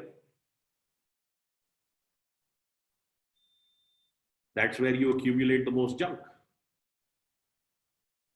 The mind gives meaning to everything. And this applies to your physical body and it applies to your mental life. It applies to your physiology and to your psychology. See, when you are scared, when you experience fear, okay, you experience a physical response. Your heart beats faster, you start palpitating, you start sweating. But if you're giving yourself this fear, these tiny doses of accumulation, and there is no escape, there's nowhere for that fear to go, and it keeps accumulating, what are you doing to yourself? You're a loving, wholesome human being. What are you doing to yourself? And then someday it becomes a heart condition. Someday it becomes irritable bowel syndrome. Someday it becomes Crohn's disease. But we played a role in all of this. See, I want you to understand, good emotions will send a smooth signal to your mind. So emotions like love and care and warmth and joy and excitement and gratitude and contentment, the signal is one that creates a good chemistry. Good chemicals are released. But bad emotions, the signal is very jagged. You keep living in that poison, in that anger. Anger, hatred, jealousy, rage, fear, criticism, loneliness, pain. These all lead to a bad chemistry. And in a state of stress, there is resistance in your energy field. How many people have heard of a polygraph test, a lie detector test? Give me a L in the comment box if you've heard of the lie detector test. a polygraph where they strap you up with, those microbes and everything, and then they read your body, how your body is responding when they ask you a question. See, that's why a lie detector test works, because that stress leaves signals and we have the ability to read those signals. Because this stress, it will affect your blood. What hormones are released in your blood, the flow of the blood, the temperature of the blood, the pressure with which it's flowing. And all of that affects the pH level. How many people here understand what is your pH level? Give me a yes or a no if you understand pH level. Okay, so there are some people who don't understand it, but mostly everybody understands it. Let me tell you, your pH level is what is describing, is your blood alkaline or is it acidic? Blood में तेजाब आ गया ज्यादा, तेजाब वाली quality आ गई है, खटाई आ गई है, या is it alkaline, is it normal? Correct, Rajesh. Potential hydrogen, that's right. So I want you to understand, in an alkaline body, disease cannot exist. It needs an acidic environment. Acidic blood is a stress response. Your body is trying to tell you, heal me. And the more acidity that your body has, the more it will be subject to inflammation, sujan. See, I want you to understand, please, all forgiveness is self-forgiveness. Please hear me very deeply. All forgiveness is self-forgiveness. You are not forgiving the person who wronged you. You are forgiving going through the unnecessary chemistry that you will put your own body through because you don't know how to deal with what has happened to you. I agree that the person who did wrong to you does not deserve your forgiveness. But you deserve your forgiveness. Because you are drinking poison and expecting them to suffer. All forgiveness is self-forgiveness. Is this making sense? Give me a MS in the comment box if this is making sense. आप माफ दूसरे को नहीं कर रहे हो, आप माफ अपने आप को कर रहे हो, बिकॉज जो दर्द और कशिश के अंदर आप अपने आप को रखोगे वो आपके लिए नहीं है healthy. I know it is difficult, guys, but that is where, why do you think this session is going to go towards a meditation today?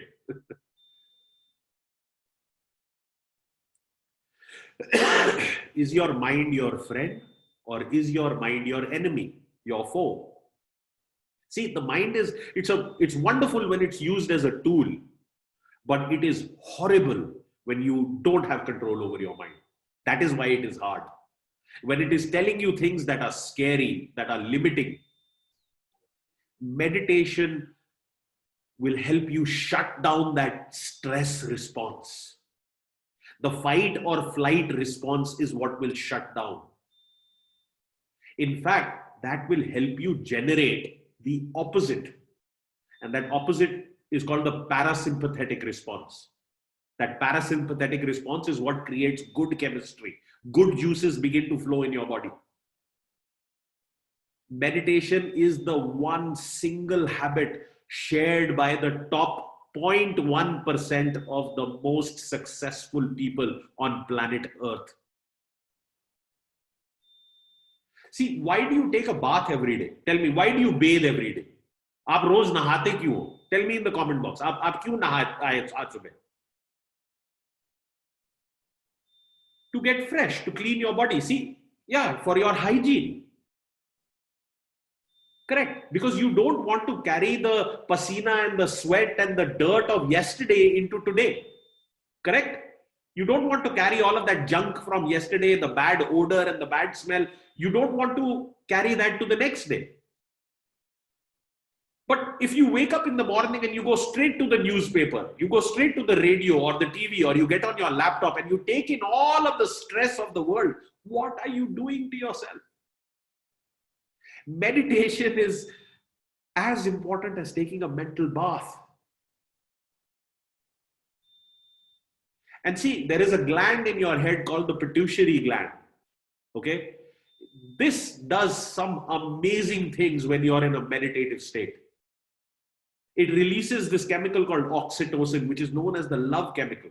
When you play with a dog, when you play with a baby, when you hug your family, this is a chemical that is released at orgasm in sex. And then you will release dopamine, which is the reward chemical. When you achieve something, when you take care of yourself, when you eat food, that feeling of satisfaction, that is dopamine being released in your brain as you complete things. And then there is serotonin, which is a mood stabilizer. When you go for a run, you have exposure to sunlight, you're in nature, you exercise, serotonin gets released. This helps you keep an even keel. And of course, you also release endorphins. Endorphins serve as the natural painkiller in the body.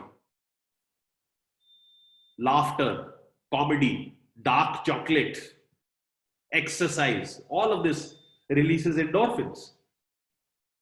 And all of this builds your immunity.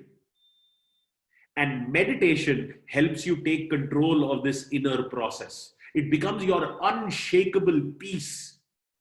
It lowers the cortisol in your body, which is the stress chemical. And it increases a chemical called immunoglobulin A, IgA. How many people know what is IgA? Give me a yes or a no if you know what is IgA. Okay, IgA, it's a chemical that is core to your immune system. It's called immunoglobulin A. Okay. You have high immunoglobulin A, you can live a month in a coronavirus ward in a hospital and you will not get infected.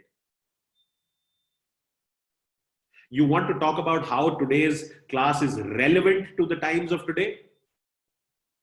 And you do that by controlling your mind, and meditation helps you get there. See, there is a lot more to this, but time will not permit us to get to all of it. There are topics like how, when somebody learns that you're sick or you're going through a difficult time and they say, my thoughts and my prayers are with you. How does the energy of somebody physically away from you, praying for you, sending you love, affect you? There's a science to that. I'm not talking about spirituality or energy or anything. There is an actual science to that. Because when you believe that somebody is sending you love, when you believe that they are sending you good energy, they are actually helping you heal. Because when your body believes that thought, it goes into a parasympathetic response, the good response. Your immune system goes through the roof. It gets stronger and stronger.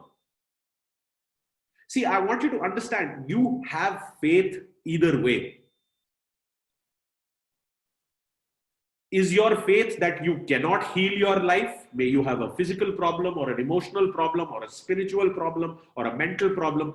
Is your faith telling you that you cannot heal your life? Because even having no faith is a faith. Or is your faith telling you that you can heal your life? Will your stress win or will your mind win?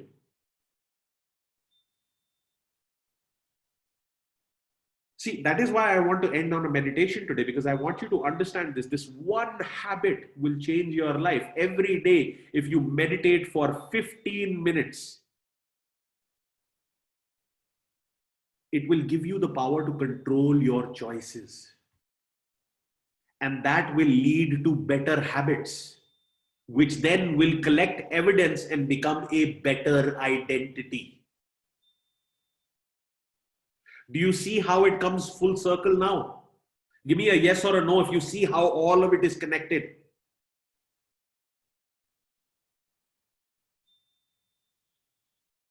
How we connected habits, goals, spirituality, mind-body connection.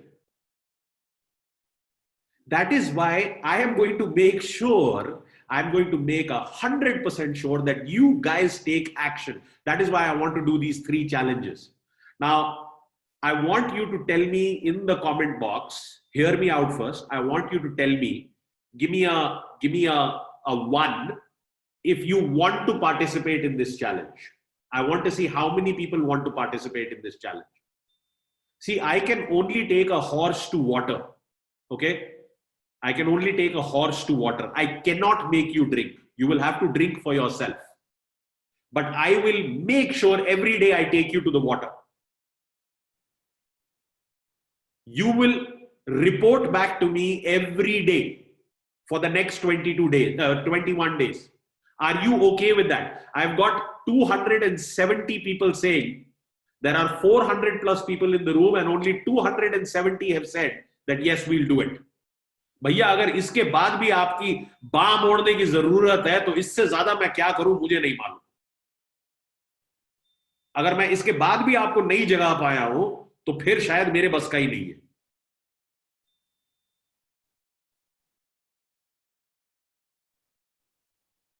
So week 1 will be the meditation challenge. Week 2 will be gratitude. That means you will continue to do meditation, but you will also introduce gratitudes. And week 3 will be the health challenge where you will introduce 20 minutes of exercise. उठना पड़ेगा सुबह. मैं रोज सुबह video भेजूंगा. Because see, understand, we started with this slide. I want you to understand this. You are looking for an outcome, okay? And for that, you're going to follow a process.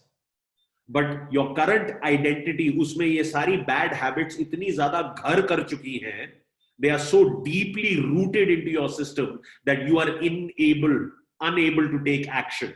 The problem is the ability to take action.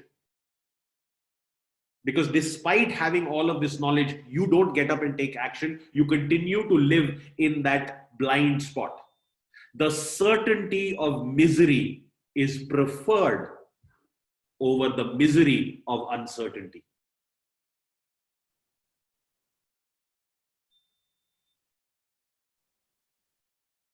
Your identity will slowly be shifted. And what am I asking you to do? I'm asking you to give me, for the first week, I'm asking you to give me 10-15 minutes every morning.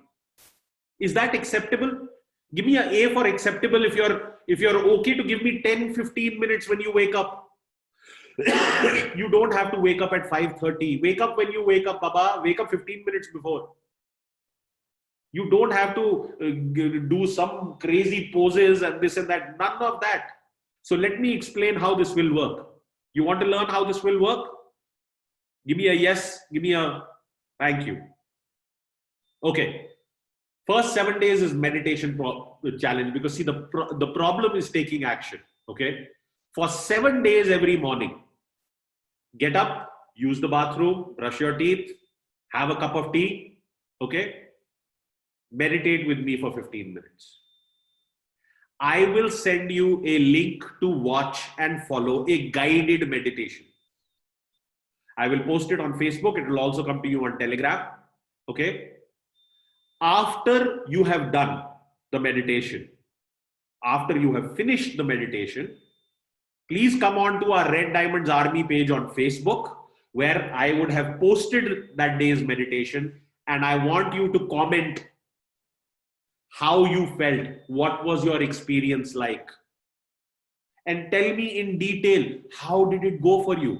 Were you able to connect? Were you not able to connect? Was your mind getting distracted into 1,000 other things? खुजली हो रही थी और नहीं रुका गया? Tell me everything. I'm here to listen to what you have to say. So please tell me every single thing that you experience. And your telling me that is what will keep you accountable to me, because I will go through every comment. I will go through every single comment to understand what your experience was like.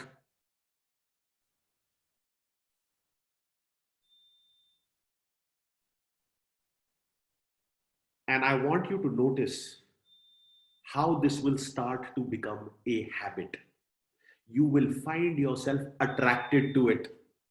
You will not want to not experience it. And this is the 3-part challenge that I have planned for you. So every morning on Telegram and on Facebook, you're going to find the meditation, you're going to find the link. And after you finish it, I want you to come back to that post. And I want you, after you have finished it, come back to that post where you see this picture. Do you see the picture on your screen? Give me a P for picture if you see it on your screen. Excellent. Where you see this picture on Facebook, in that post, I want you to comment. Okay? I don't care when you do it in the day. Meditation, please do in the morning when you wake up. My request would be meditation, please do in the morning when you wake up. If you miss the meditation, do it at some other point in the day. Once you complete your meditation, please come and comment. Tell me what your experience was like. Please know that our Red Diamonds Army group on Facebook, okay, it's a private group. You're all safe there. What happens on the group stays on the group. हम सब वहां पे भाई बहन हैं. जो आप comfortable हो बात करना उस ग्रुप पे, आप उतना एक्सप्रेस कीजिए.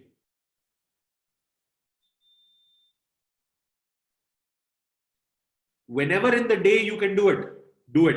My strong recommendation is do it in the morning, because it will power you and charge you. See, remember, you're taking small steps, small steps. I will send you, Samia is asking what to do in the meditation. I will send you the meditation. हर सुबह 6 बजे या 6:30 बजे, late 6 बजे, every day 6 o'clock in the morning, I will send you the meditation. Okay, you just have to click the link and it will take you to a YouTube or some other free service, and you are going to see the meditation. Okay, you are going to experience the meditation. Okay, I will put it on Telegram also, and I'll put it on our Facebook group also. Okay, if you want it sent by email, I'll send it by email also. But please do the meditation and then come and comment, because I want to hear कि आपका तजुर्बा क्या था, आपने कैसे experience किया इस चीज को. Some people have very visual meditations. I had very visual meditations. मेरे को क्या क्या दिखता था और नजर आता था. So please, after that, come on to our Red Diamonds Army page and comment what your meditation was like. You'll get all of it. You'll get all of it. The process of meditation. All you have to do is, and I'm just going to explain that to you. I'm just going to explain that to you. See, today we are going to do a meditation. How many of you want to do a meditation? Give me an eye if you want to do a meditation. Okay, I'm going to take you into a deep meditation today, and I want you to fully participate. I want you to experience this. This is why I requested you to sit in a space where nobody disturbs you, where the lighting is comfortable, where the temperature is comfortable. Okay, I wanted you to be in a space where you can connect to this, because for a lot of you, it's a first time. Okay, so right now it is 9:52. Okay, right now it is 9:52. Okay, I need 3 more minutes to explain today's meditation, and then we'll take a 5-minute break. Okay, we'll take a 5-minute break, and then after that at 10 o'clock I will start the meditation. And I'm seeing there are 12 people in the room. So I'm seeing who are the ones who are not participating. It's for your own good. It's a decision you are making. Okay. Okay, now the meditation that we are going to do today is called a chakra balancing meditation. Okay, it's called a chakra balancing meditation. See, there are these 7 chakras in the body. See, I've been practicing meditation for many years. And one of the things that it has done for me is I don't remember when was the last time that I got angry. If I'm upset, I'll just say, yeah, I'm angry about that. But that's it.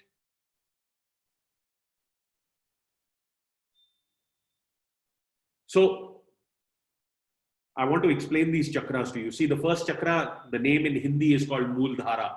A lot of you know it. Okay, it's called Mooladhara. This is the Physical chakra. This is how you plant your roots into the ground. This is your physical being. The way to describe this chakra is I am. Whatever you add after that am is what you become. Okay. If you've had your dinner, no problem. That's okay. That will not bother you in the meditation. Okay. Yeah. This is the root support chakra. That's correct. The next chakra is called Swadhisthana. Okay. The element of this chakra is water.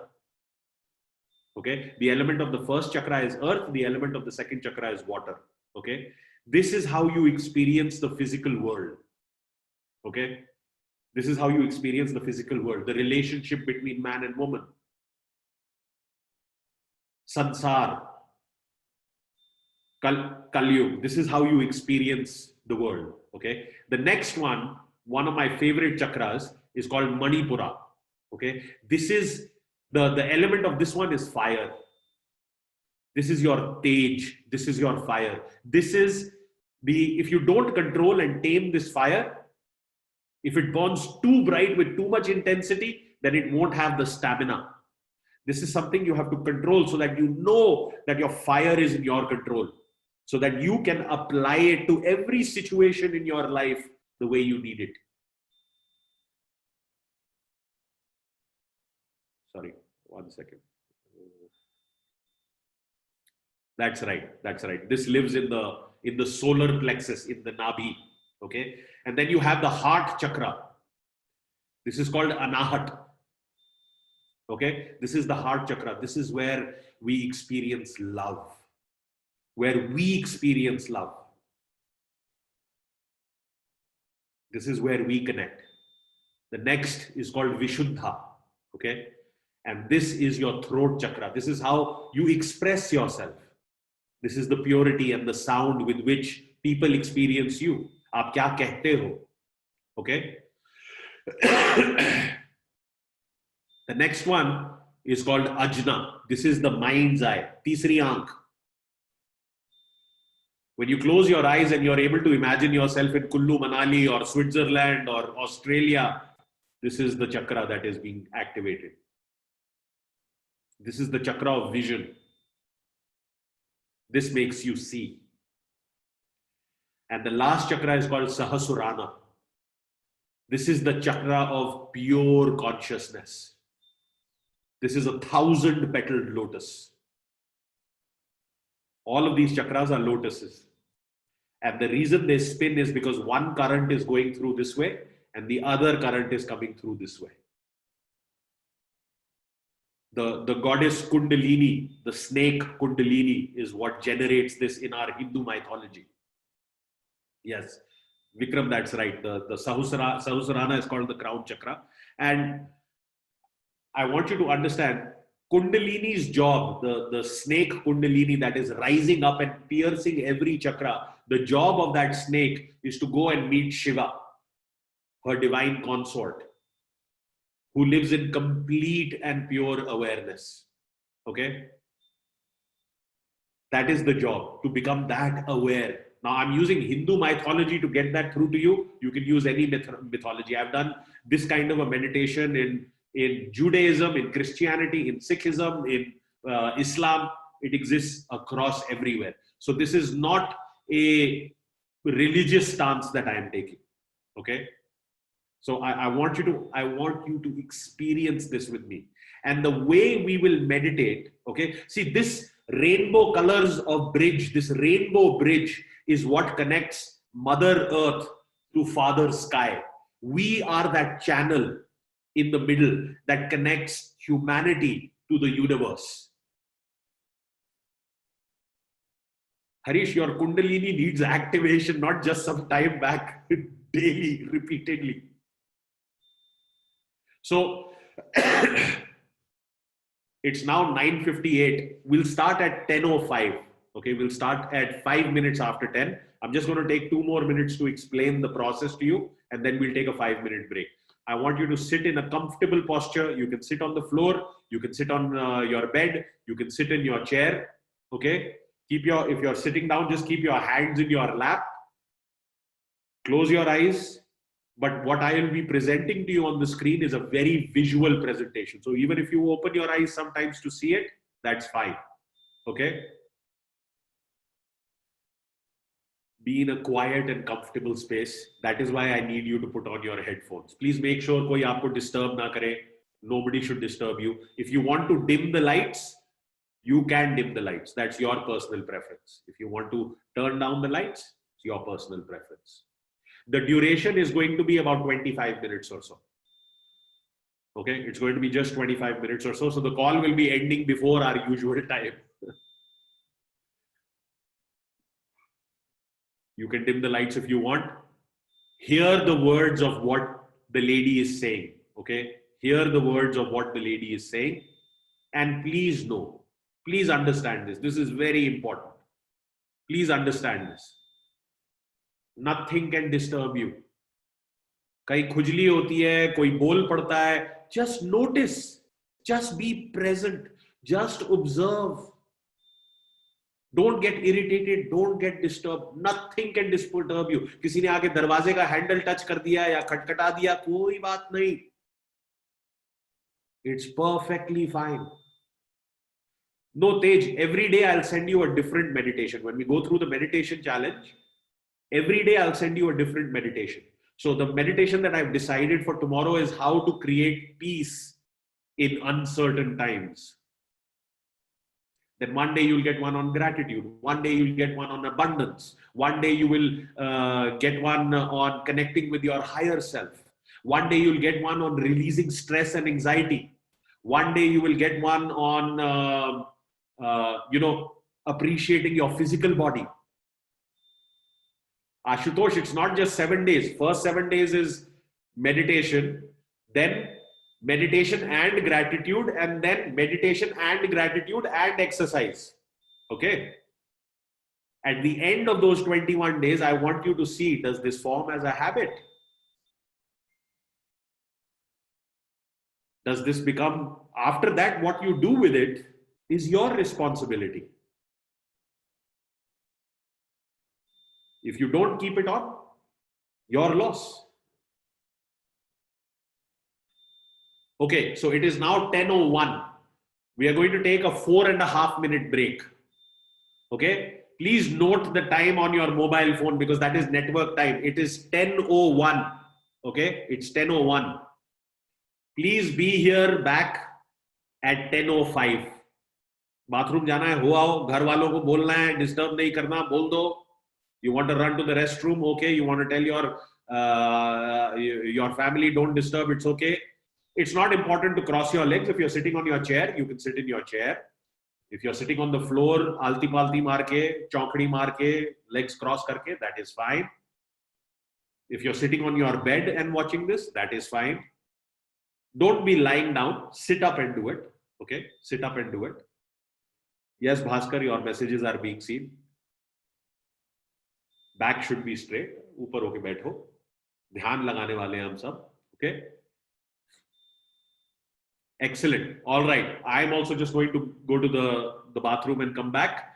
I will see you here in 2.5 minutes. Okay. 2.5 minutes. At 10:05, I'm going to put it in the comment box. 10:05 पर जब आपका mobile phone 10:05 दिखाएगा आपको, तो please यहां पे वापस होइएगा. ठीक है? At 10:05, please be back here. Okay, some people have logged off. It's their choice. That's okay. But there's still more than 400 people here, which I am very proud of. Excellent. All right. I will be back in 2 minutes.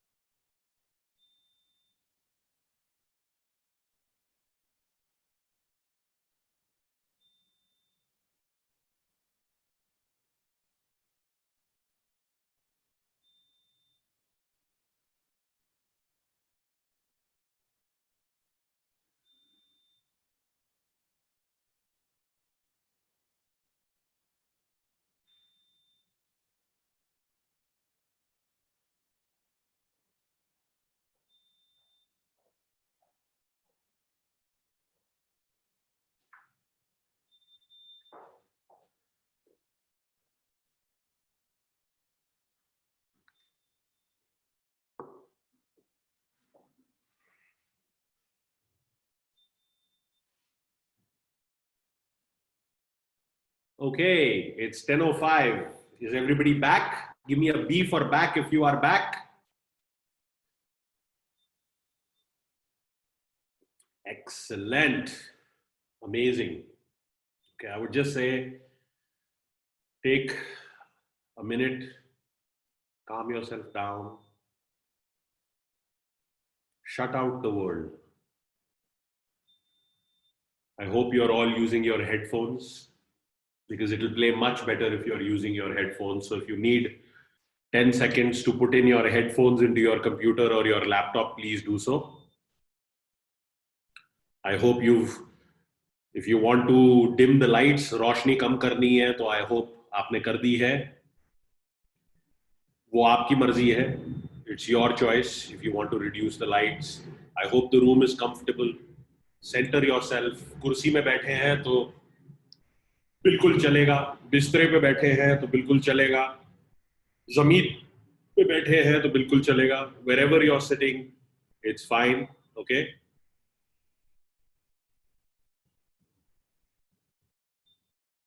Okay. Let's get started. Give me an R for ready if you're ready to get started. Excellent.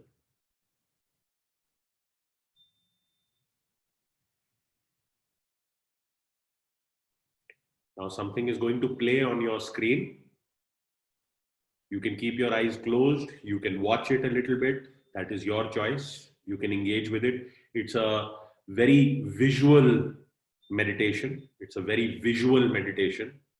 So if you want to watch a little bit of it, you can do so. Plus, please, आंखें बंद करेंगे तो ध्यान लगा पाएंगे. So I would recommend that for some time, for some portion of this meditation, whenever you want, whenever it starts to feel that you're getting into that zone, close your eyes.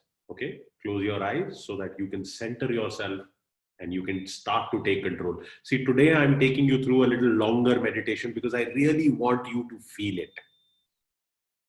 और कुछ भी होता है होए, ठीक है सब.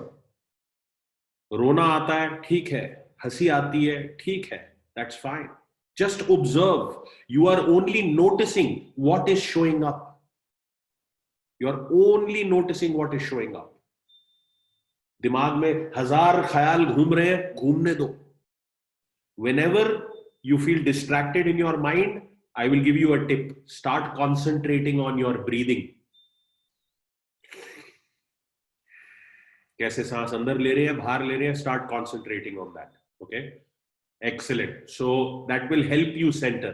That will help you center. Okay? So I'm going to start it now. Okay?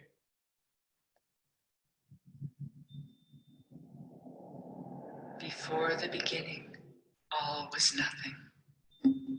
Only the spark of divine consciousness.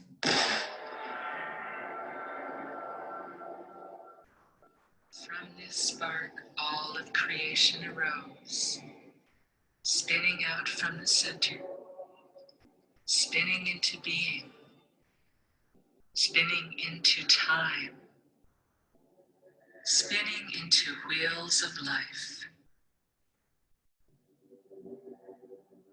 From the great spiral galaxies thousands of light years across, to the trillions of atoms swirling in a grain of sand, the universe is made from spinning wheels of energy.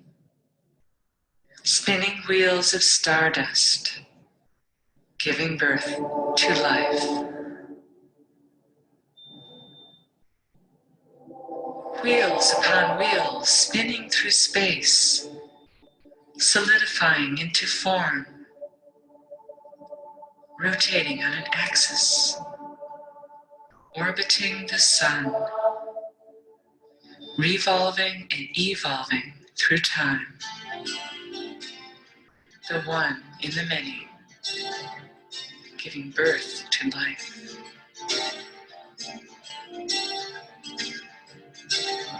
With a single white moon, our shining blue planet spins in space.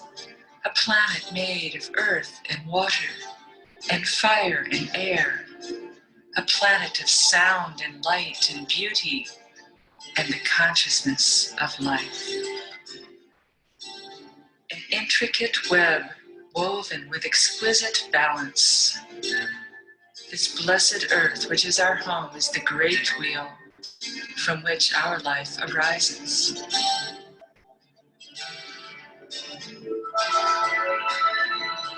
Generated from the heart of Divine Spirit, condensing into manifestation, the one in the many, Father Sky and Mother Earth.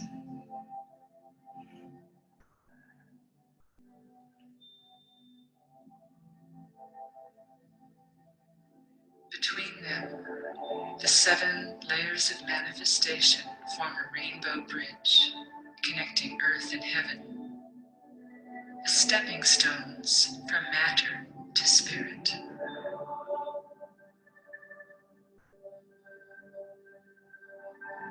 Connecting through our bodies as we connect to each other and to the endless web of life that is seeking to become conscious.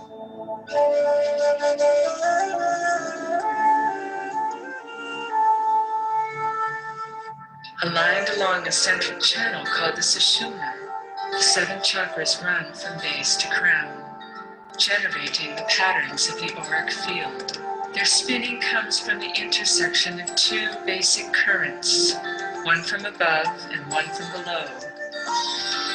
As these currents pass between the chakras, the centers spin like gears that take us on a journey through life. Together, these 7 chakras describe a profound formula for wholeness and a template for transformation.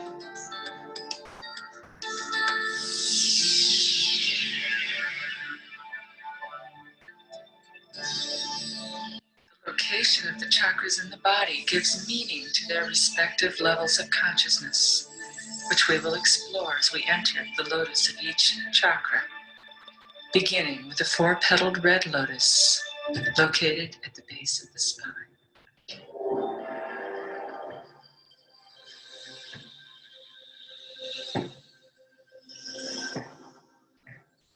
The first chakra represents the material world, the indrawing gravity of matter, the force which binds energy into form and creates the density that we experience as the physical world. Its element is earth, and this chakra represents the survival instinct and our primal connection to the earth's matrix of life. It is believed that the serpentine energy of the goddess Kundalini Shakti lies coiled 3½ times around the base chakra, holding matter together.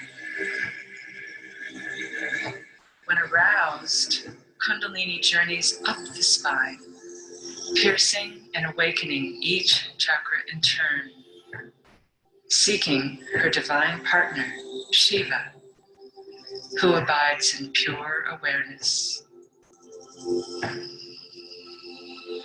The name of this chakra, Muladhara, means root support. To have the proper foundation for the long journey upwards, one needs roots deep in the earth. It is here that you come home to the peace, stillness, and solidity that is found in the natural world.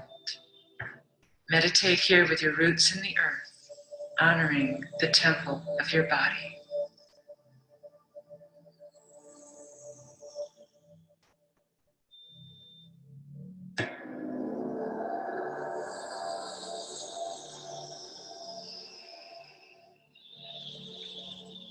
Muladhara now remains awakened at the base of the spine as we open to the 6-petaled orange lotus of the 2nd chakra, called Svadhisthana, meaning one's own place.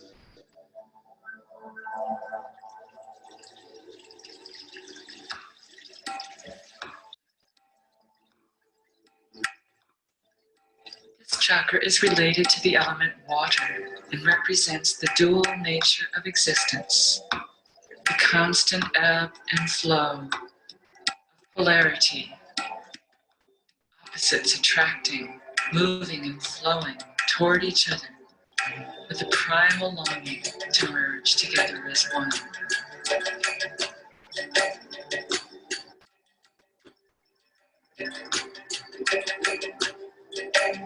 Here we tap into the primal flow of the life force energy, pulled by the currents within the soul, urged by our longings and desires.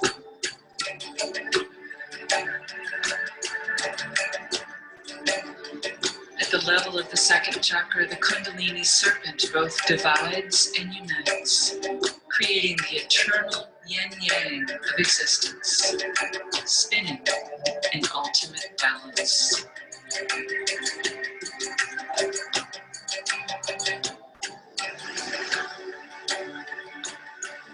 In the body, this chakra emanates from the sacrum, the hips and pelvis, as the seat of the movement, sensation, pleasure, desire, and emotion.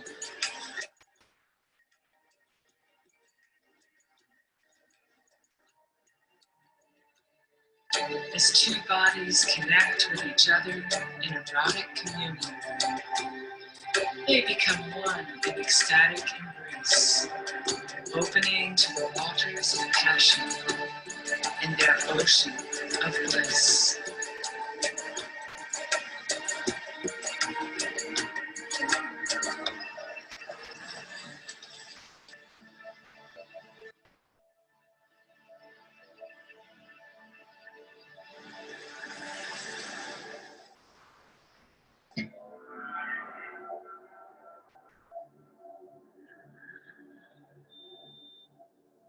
Satisfied, we move from the waters of the second chakra into the third chakra, located in the solar plexus, the yellow lotus of Manipura, which means lustrous gem.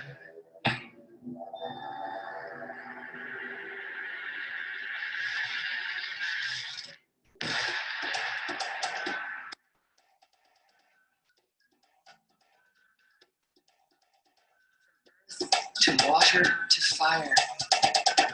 Here the divine spark of consciousness ignites the fires of our will to burn through resistance and vitalize the entire system. Pulsating flames of energy enliven us to awaken our power, to burn with purpose, to strengthen our will. We keep that flame alive through all its trials and tribulations as we burn through blocks into ever greater freedom and power.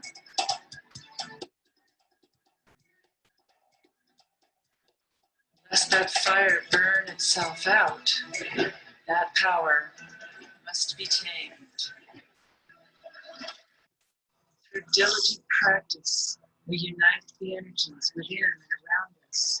No small task as we follow the chaotic and fiery serpent of Kundalini, harnessing her energy to bring it into our bellies and blossom forth with power.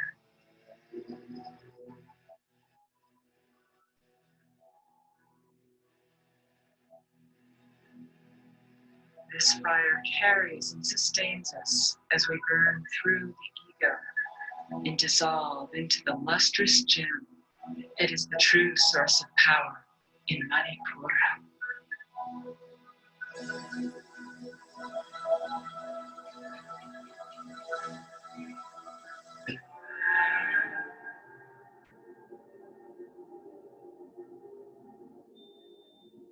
Leaving the third chakra ignited, we rise again to the heart to find a green lotus of 12 petals called Anahata, meaning unstruck or unhurt. The element of this chakra is air as we rise up into the softness and spaciousness of the sky. Now the Kundalini serpent carries us upwards on wings of love to embrace the awakening of divine spirit, which bids the heart to open and fly free. Expanding into the element air with each breath we take, we soar towards the infinite, becoming light and spacious within.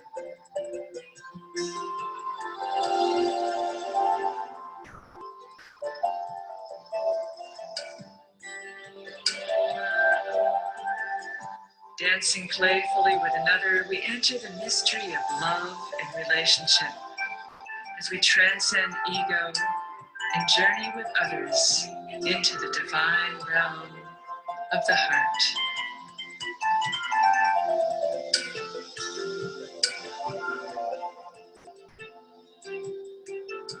Uniting heaven and earth, masculine and feminine, mind and body in perfect balance, the heart is a soft place, tender, deep, a place of compassion and connection.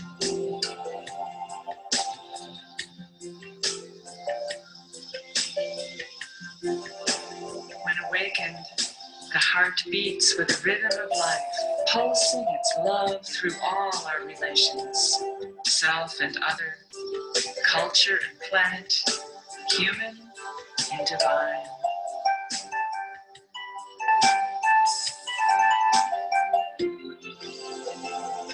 As we open our own hearts, we tune into the global heart, now dawning at the frontiers of social awareness.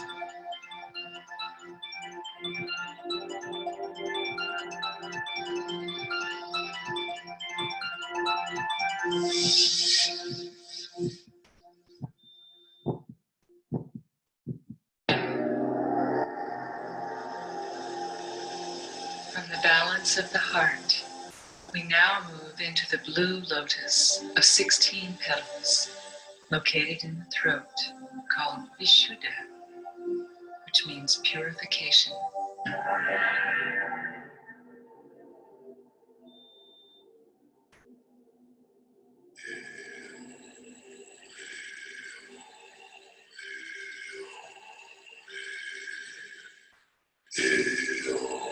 In the etheric realm of the throat chakra, Kundalini awakens the core vibrations within, as sound carried on the air of our breath opens our expression to the music of the stars.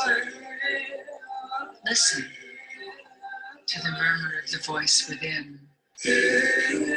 Listen to the song rising out of your heart.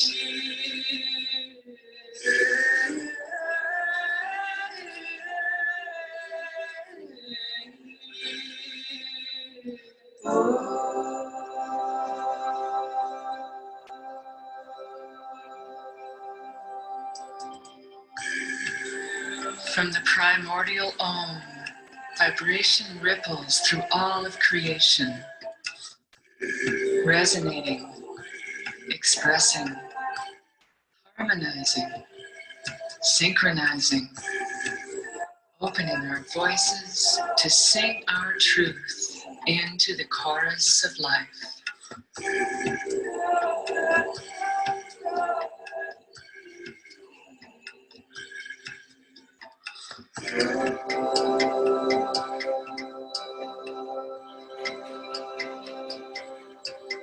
From the inside out, our self-expression flows in waves of vibration, taking us deeper and yet deeper to the truth we hold within and the truth we find without.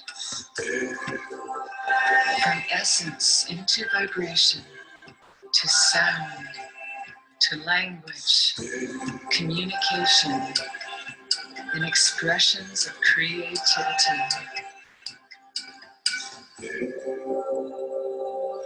Transferring music, knowledge, and poetry through time.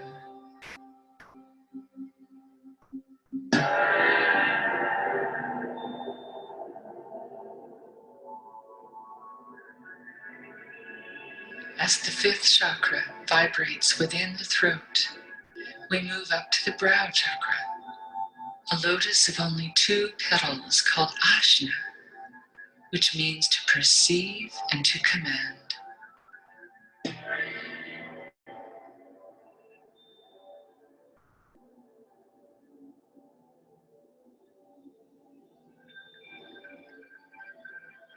Kundalini is now a glowing serpent of light, uncoiling of our meditation to open chakra 6, the third eye, center of vision, insight, and the limitless world of light.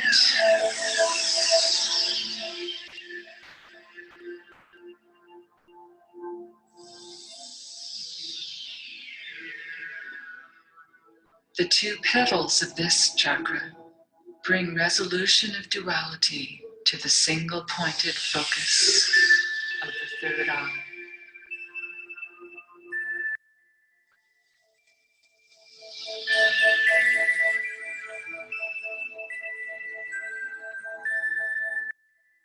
This is the chakra of seeing, of imagination, the place that reveals the radiant light within.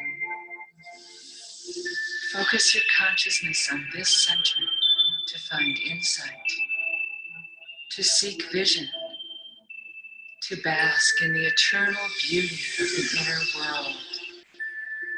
As rays of awareness pierce through illusion and bring clarity.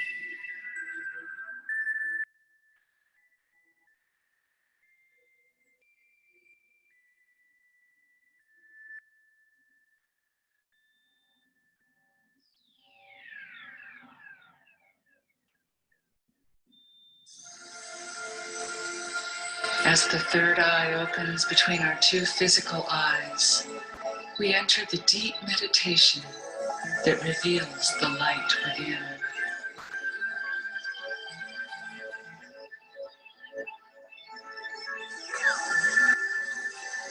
Keep your gaze steady among your many thoughts and find the portal to the inner mysteries of illumination as they unfold their elegant patterns in the mind's eye.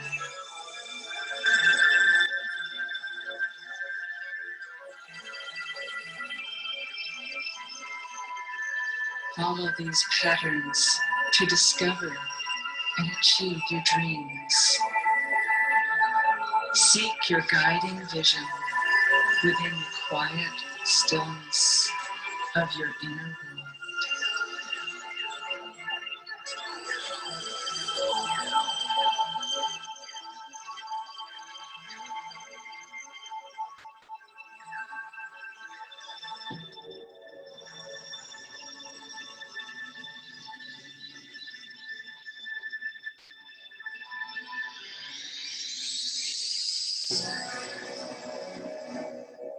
Once we have seen the path, the Kundalini serpent finds her way straight up the spine to pierce the crown chakra, Sahasrara, meaning thousandfold.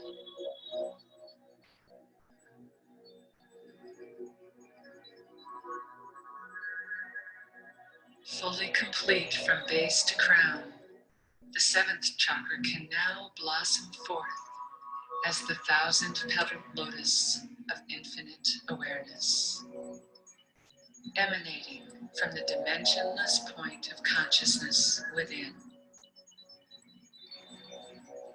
You are that consciousness, awake, aware, intelligent, divine.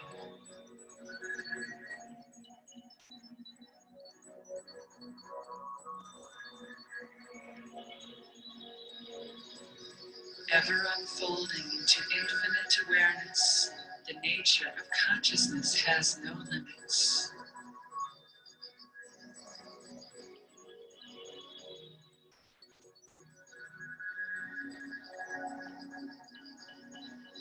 Still your mind to the unfolding petals within.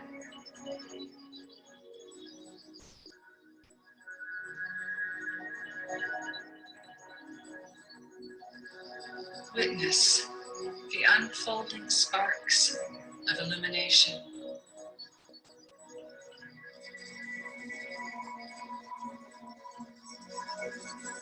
As Kundalini meets her divine consort Shiva.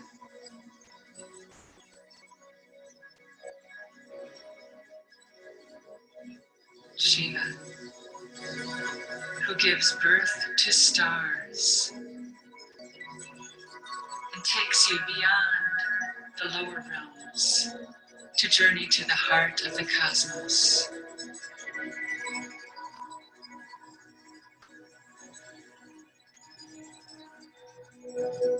To the intelligence of creation itself, the realm of divine mind, the universal consciousness that is the source of all.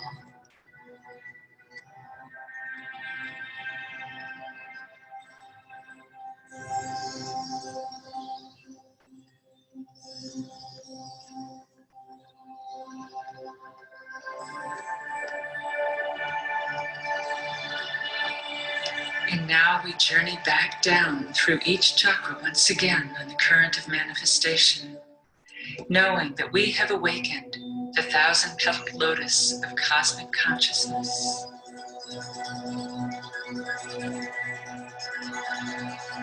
We have seen the beauty of the inner world.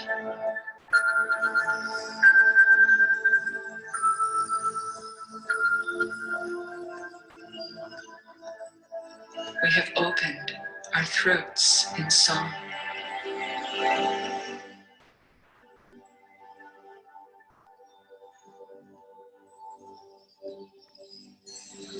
We have joined together in love.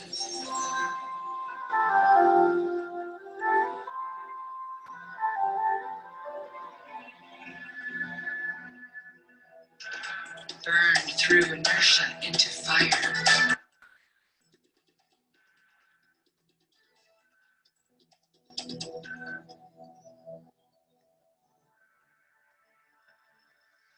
Danced in the waters of duality.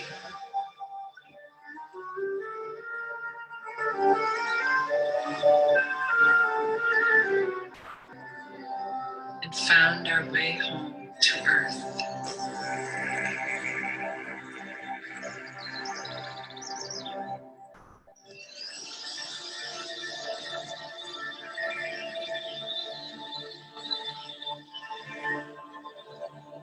For all the chakras are within us, awakened, enlivened, part of one being, united from base to crown, energized and fully illuminated.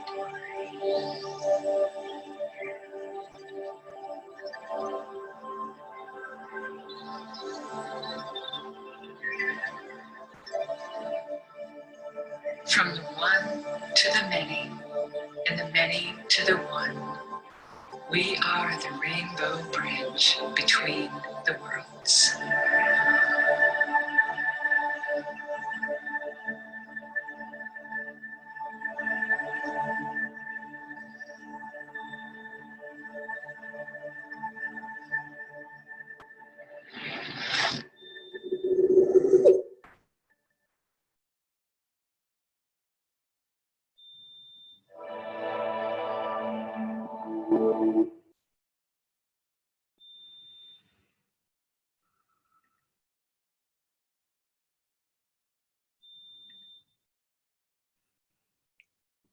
Come back. Slowly bring your consciousness back into your body. Take a deep breath. Turn on the lights if you need to.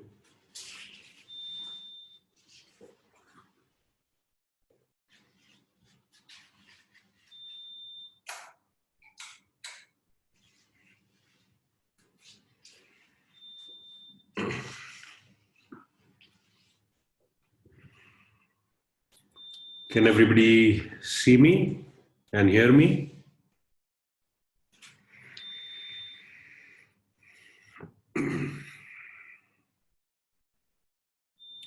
Excellent, excellent.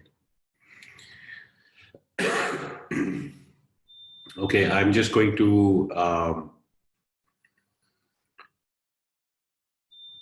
open the comments for a minute, and I want you all to tell me, how did you feel?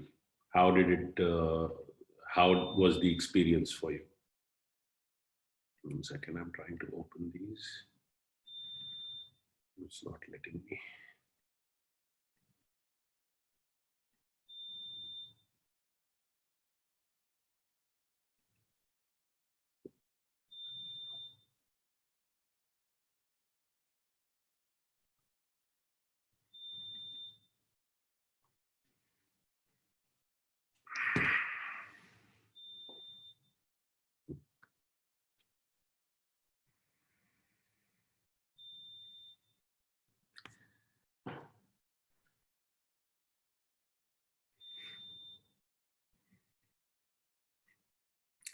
I'm going to read out some of these comments. Feeling relieved and relaxed. Bijay from Dubai. Away from the present. Atul Moghe. Felt nice, but there was a lot of thoughts that were coming to the mind and distracting. Also, Atul. Excellent. Wonderful. Forgot about the current world. Samya is saying made concentration for just 5 minutes. Joy is saying it was excellent, sir. Feeling new energy. Somebody is saying disturbed. Okay. Yeah, it's okay. I just wanted you to notice what comes up. You had only one job, which was to notice what comes up. People are feeling refreshed. They're feeling good, soothing for me. Anupam is saying really went to a different state of mind. People are saying you slowed down. It was quite relaxed. How many people fell asleep? Give me an eye if you got to a state of, yeah, that happens. That's all right. Like I said, nothing can disturb you. Nothing can disturb you. And today I wanted to give you a little fuller experience. The reason I gave you a longer meditation today is because I wanted you to experience all the things that came up. There are people who are saying speechless. There's people saying I was floating like an astronaut. Rajesh is saying I saw colored smoke, had a jolt. Yes, this will trigger that mind's eye.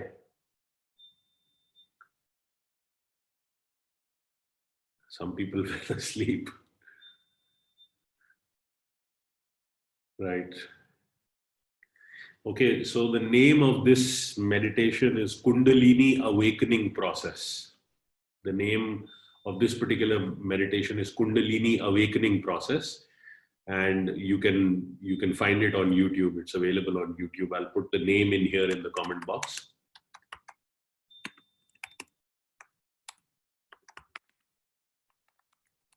So if you just search for this one on YouTube, you'll find it. It's one of my favorite meditations. I do this quite often.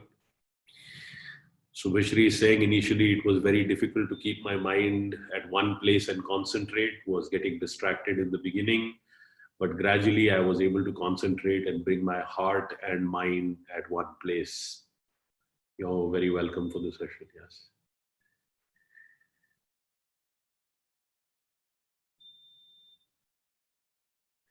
Yes, Vipin, it will have this kind of challenge, though I'll tell you to get you all started, I'm going to give you 10 to 15 minutes meditations. Today, I wanted to take you a little deeper. This was a little more advanced one. And I also wanted to use a very visual meditation today because I wanted you to know that that is the power inherent in your brain. You will see all of these things. All distractions will come up. The idea is to slowly get down to just focusing on your breathing. Breathing really helps, to get down to that one single thought, and then at some point, even that disappears. You're very welcome, Rachna. You're most welcome. So, I'm going to post this meditation also on Facebook right now. After I end the session, I'll post it there, so you'll have the link if you want to access it. And please do comment there on what you felt, what you thought, and then from tomorrow morning, I'll put it on Telegram as well, not a problem. From tomorrow morning, I'm going to start sending you a meditation every day. Okay, every day you will get a meditation. Some days I might send a meditation in Hindi, because there's some people who speak Hindi here, some people don't speak Hindi. That is why the course and the entire thing is designed in English, because everybody here speaks English. And I think we'll send it out at 6 o'clock every morning. So 6 o'clock every morning, you will receive a meditation, and do it at any point. I would much prefer that you do it in the morning. So for the next 21 days, we are going to do this. Okay. And see, if you've enjoyed these classes so far, if you've enjoyed these master classes, and you've enjoyed the thought and what we explore here, then I can tell you that, please do send me an email. I would appreciate a testimonial from you. It helps me, understand how basic we need to go and how we are designing things. Now, I can tell you, Harshal, if you're looking to join Telegram, then it's in your orientation guide. If you went through the orientation program, it's in your orientation guide. So it will be shared on Telegram, which is the app we use. So everybody who's not on Telegram, please come on Telegram, refer to your orientation guide. It will be posted on Facebook. It will also be posted on Telegram.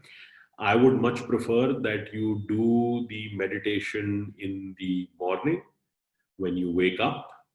But if you are not able to do it in the morning, then you can do it at a little later time. We will try to, some people are asking for it earlier. Just give me a date. Tomorrow's will come out at 6 o'clock, but then if we need to start posting it earlier, I'll find a way of how to get it earlier to some of you. So not a problem. But see, the idea here is we are slowly shifting your identity, and it starts with a single step. Okay, so I don't want you to think that this is some very massive action we're taking. We're starting with a small single step.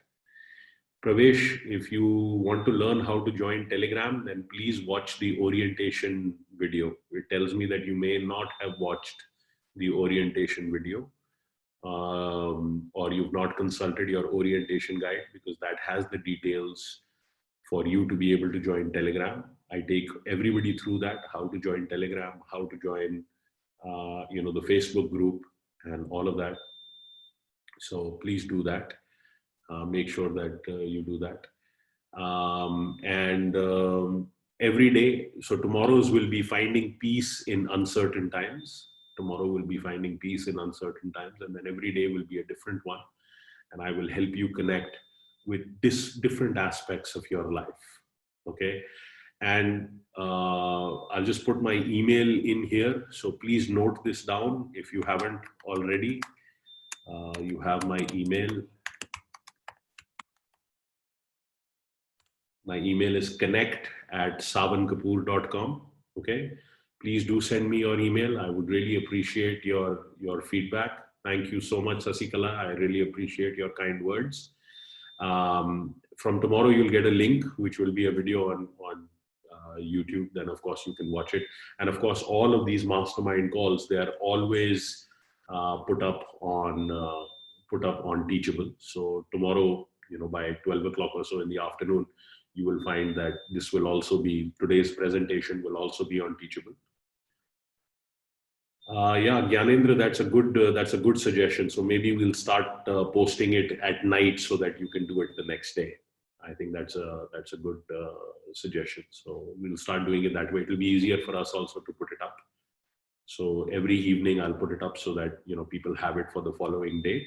And then once you complete it, every day I want to see your comments. Okay, every day I want to see your comments. I want to see how you felt.